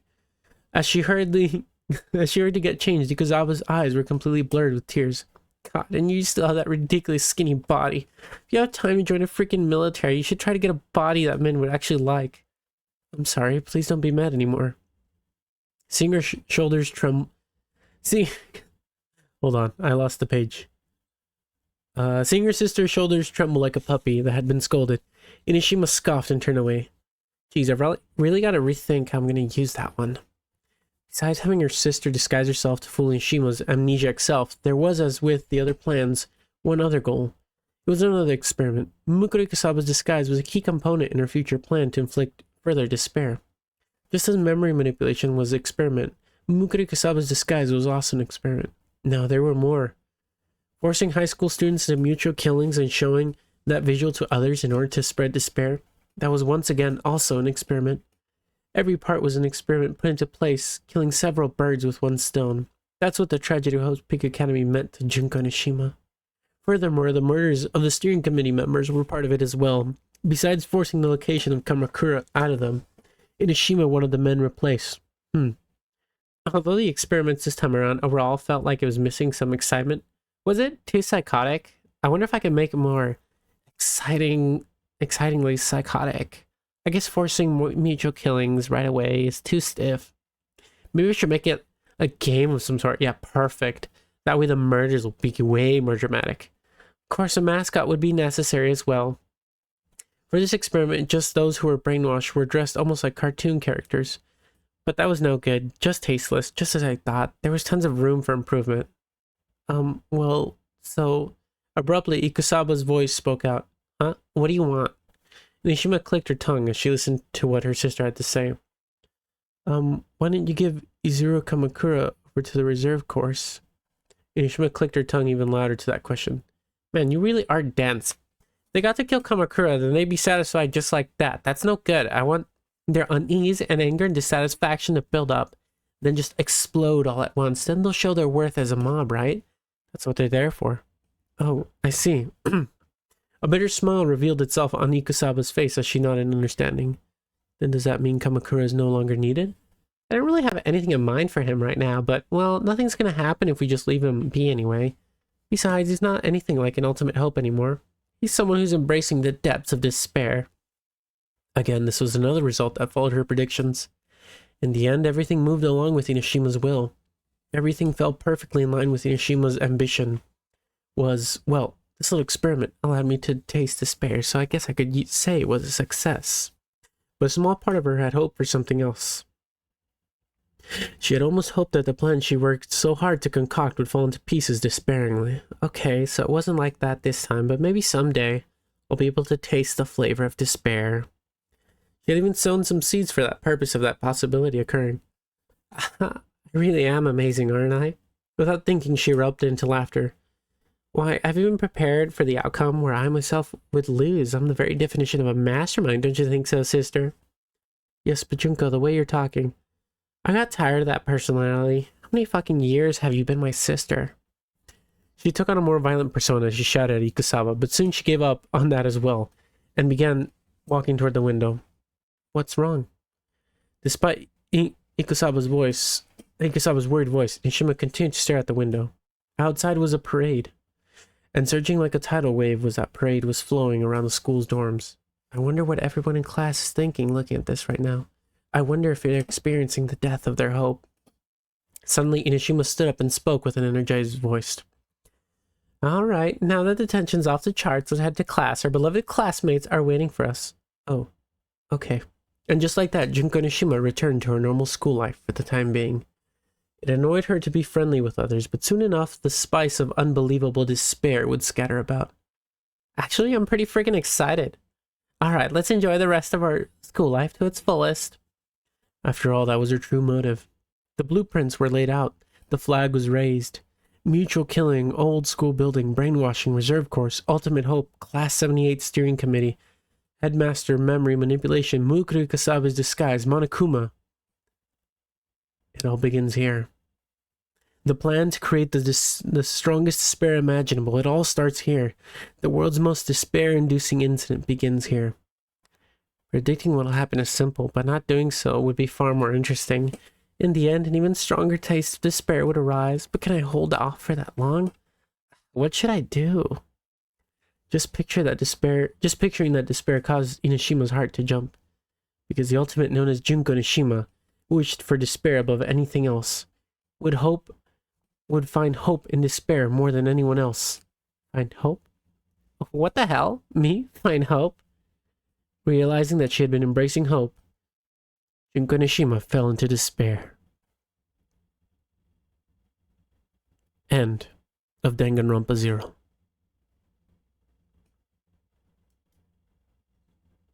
The end. Let's move to the just chatting real quick room.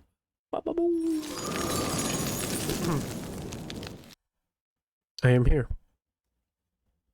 All right. What did you think? It was something. It was something, that's for sure. It was. I didn't see any of it coming. Oh, of course the main theme plays at the end once we finish. Because why wouldn't the main theme play?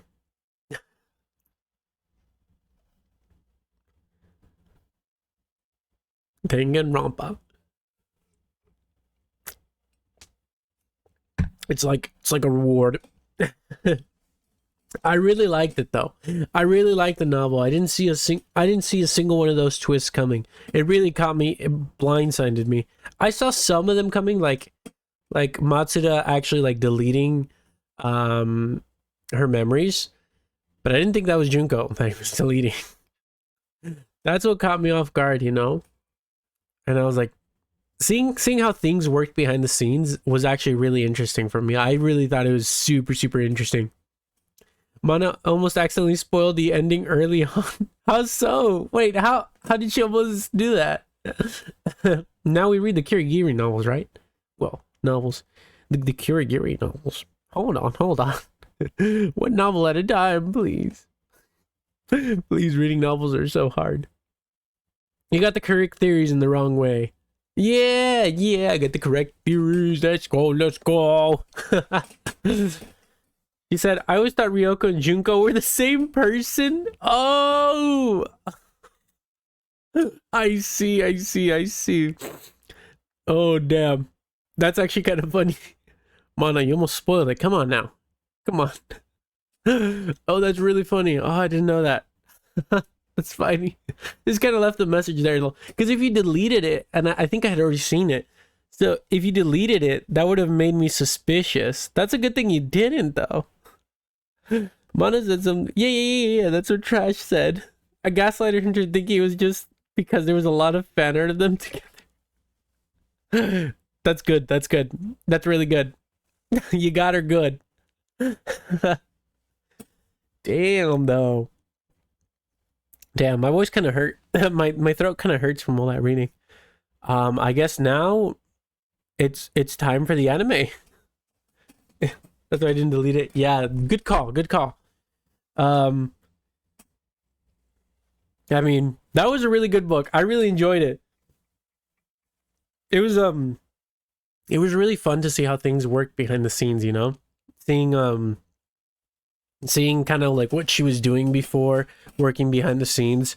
And then I was thinking like, hey, they were talking about the I think they made like the reserve corps students do like the experimental killing. I was thinking, oh, that's so cool. But I was also wondering, is that the cast of V3? Is that V3 themselves? I was wondering, maybe V3 takes place as Junko's experiment. Who knows? I was thinking that'd be kind of cool if that's what it was, but I doubt it. But I heavily doubt it. But it'd be kind of cool. Cool theory. Now you know how the whole memory wiping stuff happened. I do now. Yes. Now it makes sense. I was wondering that question for the longest, and now I know. And I'm like, word, makes sense. Ultimate neurologist makes sense. We'll just have to wait and see. I suppose so. And then Junko killing her boyfriend. I was like, I see how she did it now. Now we finally got to see what happened, you know? And it actually brought her despair. I didn't think it actually did bring her despair, but no, the way she was describing it, she actually felt that. That was like pure despair. I guess she just loved despair more than she loved the people around her. That's so crazy to me. Damn. Matsuda really loved Junko, and Junko really loved Matsuda. Yeah, they loved each other, but Junko just loved despair more. She does everything to feel despair. For real. Hey, Gear the Hedgehog, welcome to the chat, welcome. This book is proof that Junko has a lot more depth than she tries to portray herself to Makoto and the others. For real. I felt like she had a lot of that. Just in that one bit, you know, I felt like holy shit. So it isn't just despair. She's just genuinely addicted to despair, you know? And she actually genuinely liked Matsuda, but she just loved despair just a bit more than Matsuda. It makes me kind of excited for the anime. He was willing to do anything for her. Yeah, bro, he choked out a guy for her. He killed for her. Oh, man. I feel bad for him. He died thinking that she didn't love him. She gave him the ultimate gift. She gave him despair. Damn. That's tough, buddy. Oh, man. Well,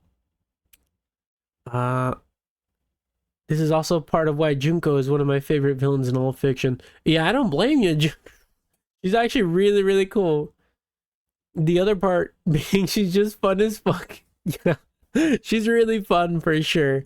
That is something I do find pretty cool about her. She's pretty fun. She's a fun villain. She's very cool. Definitely a lot more complex than I first thought, you know. I'm starting to see more of her complexity, and I'm loving it. I'm really loving to see more of these parts of her. So I really like that. That was really, really cool. Makoto and Matsuda both loyal to Junko, dead by her hands in the name of despair. Yeah, that's another thing. They both died in the name of despair, but they were loyal to a fault to Junko. Damn. That's something. I love it though. Just conditioned to hang around people whose names start with M. For real, for real. M. Mukoto, Makoto, Matsuda. That's funny. Anybody else with an M? I think Monokuma. M. She just loves the word M. Close enough, Azrael. Close enough. Monica. Another M. You're absolutely right. Oh man. But well, now that we finished that, we'll start the anime. Okay, so the anime, obviously I can't stream it on Twitch for, obvious fucking reasons. So I don't know if I can upload like a recording of me watching it and upload it on YouTube. I think I might be able to do that because that counts as reaction content. So I might be able to do that.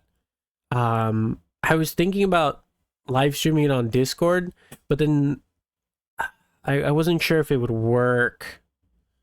I was doing some experiments and I'm not sure it's gonna work all too well if I do it live. People I've seen have put a timer on their reaction and have people get their own copy. Really? Interesting. One thing people do is only show subtitles in their reaction, so there's no copyright. Interesting. Like cut off the screen? Yeah, that makes sense. Like put no screen, just leave the subtitles, and then yeah, that makes it. Put like a little timer so people can watch along. Oh, that might actually work, actually.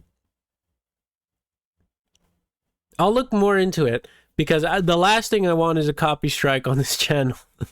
So I'll see if I can even have the audio. I don't think you can even play the audio because the audio itself is also copyrighted. So I wouldn't be able to play the audio. The only thing I'd be able to do would be like the subtitles would probably be it. Yeah, no audio.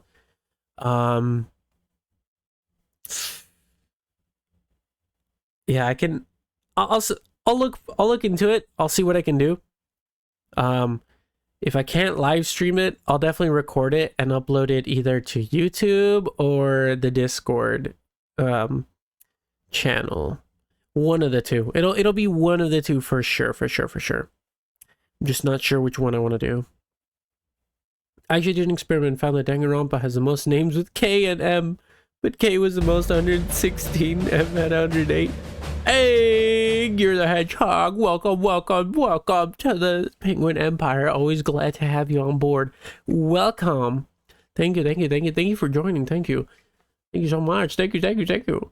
Welcome to the Penguin Empire. Always happy to have another penguin as part of our legion. New recruit. If you want, you can also type in !Discord and you can join the Discord and see all the cool notifications we get from there. You'll be a worthy successor to Nick Hobb. Who dat? Wait, I don't know who that is. I'm so sorry.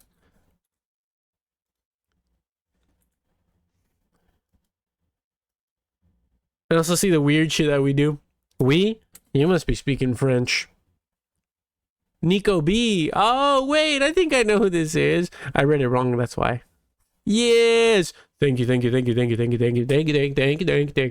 I will do my best. I will do my best to uphold. I will do my best to uphold his legacy. Oh man. Another penguin hoodie, man. Old ass man doesn't even remember the weird stuff in Discord. Wow, like that. Okay. I see how it is. Ibuki cut out, cough. She's standing right behind me. I'll have you know. She's right behind me. I wouldn't speak so loud. Oh man. You're telling me you're not gonna make a cutout of your favorite character. Come on now. She's just standing there menacingly. Yeah. Just looking over my shoulder. I've said it before and I'll say it again. Ibuki is the greatest. There will be no debates. You still need to show me how. I'm actually making a video, making a little tutorial on that. So don't worry. I'll upload it soon. Cough, cough, Ibuki cutout. Cough, cough, cutout. Wow, wow, wow, wow. Don't mind me, my 4 Junko figures plus plush. No worries, no worries. See, I don't mind. No, you will get no complaints from me. In fact, you'll get a tutorial on how to make a cardboard, a life size, by the way, mind you, life size cardboard cutout of your favorite character. I require Kyoko merch. You require a life size cutout of Kyoko is what you require. Also, I have no plans for a Kazuichi cutout anymore. Oh, why so? Why so? Speaking of a Kazuichi cutout, actually, I was actually thinking of making one for my garage. I was thinking of like placing one just in my garage. Just putting it there. I require my family being even more concerned about me. Exactly. Make them more concerned about parasocial behaviors, even more so than before. I have shifted my focus to making a plushie. That's actually not bad. That sounds like a great idea. Do y'all know about the guy who covered his entire house? Yes. I follow that man. He was actually my inspiration to make the cutouts in the first place. I also have a Sayaka Maizono cutout. So, he's actually the whole reason I even have a an Ibuki cutout was because I saw him and I was like, oh my goodness, he is amazing. He's awesome. Got the Church of Maizono. I think that's so cool. I want to take my cutout and like take like a pilgrimage to his house.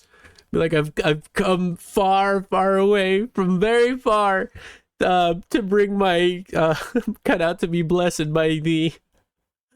Oh man, that guy is so cool. I wish I could meet him. He was at an anime convention I was at. I completely missed him. I didn't see him. I would have been starstruck to see him in reality. He's just Sayaka guy. He has a name, but I just know him as Sayaka guy. The Church of Maizono priest. That's all I know him. Mean Force 1, I think. I think so.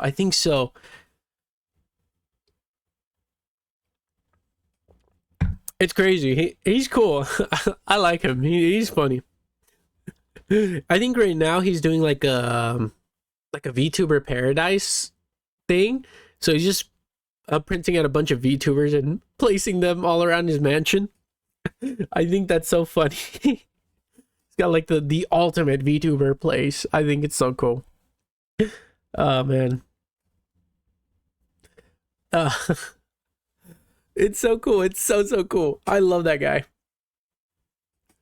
I hope I get to meet. I really hope I get to meet him one day. I'm hoping he's going to like Anime Expo this year, and then I get to say hi to him. That would be really cool. I'd be like starstruck. I wouldn't even know what to say. Me, one half my house is Sayaka, and the other half is VTubers. True. He made a giant iron mouse, by the way. I don't know if you know that, but he made like I don't know how many 2-story tall iron mouse. And I mean 2 stories. Like I'm not exaggerating. I mean 2 stories tall. That shit was awesome. It also hurt him though. It fell on him and I think it broke his leg or something. So that was crazy. But I love his dedication to the craft. He's really dedicated to his own craft, and I gotta appreciate that dedication. That's amazing. Couldn't handle the iron of the mouse. He couldn't handle the sheer power that is Iron Mouse. No, he could not. I think that's so funny. Oh man. Let me grab some water real quick.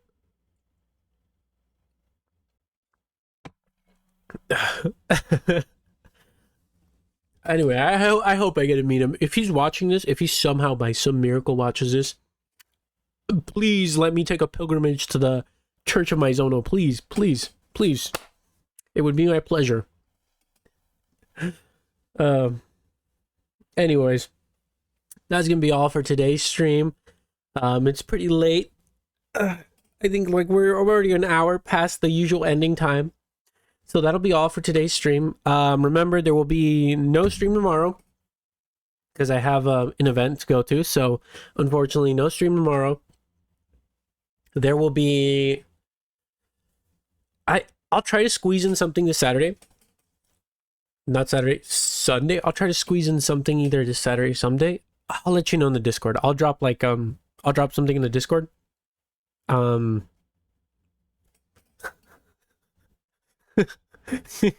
funny. Stuff in Danganronpa chats for you. Hell yeah, hell yeah. I can't wait. That's like my favorite part after. Can't spill much without cum though. That's pretty funny. Oh man. But I'll try to squeeze in like a stream maybe this Saturday or Sunday. We'll see. I'll let you guys know like at least an hour in advance or so. Monday will be our first mornings with Caesar stream. So we're gonna have a morning with Caesar stream Monday. So I hope to see you all there. And I think that wraps up announcements. So I'll see you all in the next one. Y'all take care. Look, I have to wake up early. Womp womp, you have to wake up on time. I might be there. Oh, very well, very well. I'll see you there. If you can make it, you can make it. You know, this is just a little morning stream I have just to wake you up. It'll be maybe like 30 minutes or so. It won't be long. But anyways, I'll see you all there. I have to stay up to 1 a.m. No, they go to sleep, bro. You need the sleep. You need the sleep. Just send the time in the announcements. Very well. Very well, very well. All right. I'll see y'all later. Y'all take care. Y'all have a good one. Y'all sleep well. Make sure you get water. By the way, just check the emotes. Respect the Stolas grind. Hells yeah. Somebody else who appreciates Stolas. The best character in Hell of a Boss. Or at least my personal favorite. I love that. All right. I'll see y'all later. Bye-bye. Bye-bye. Take care. Bye-bye. Bye-bye.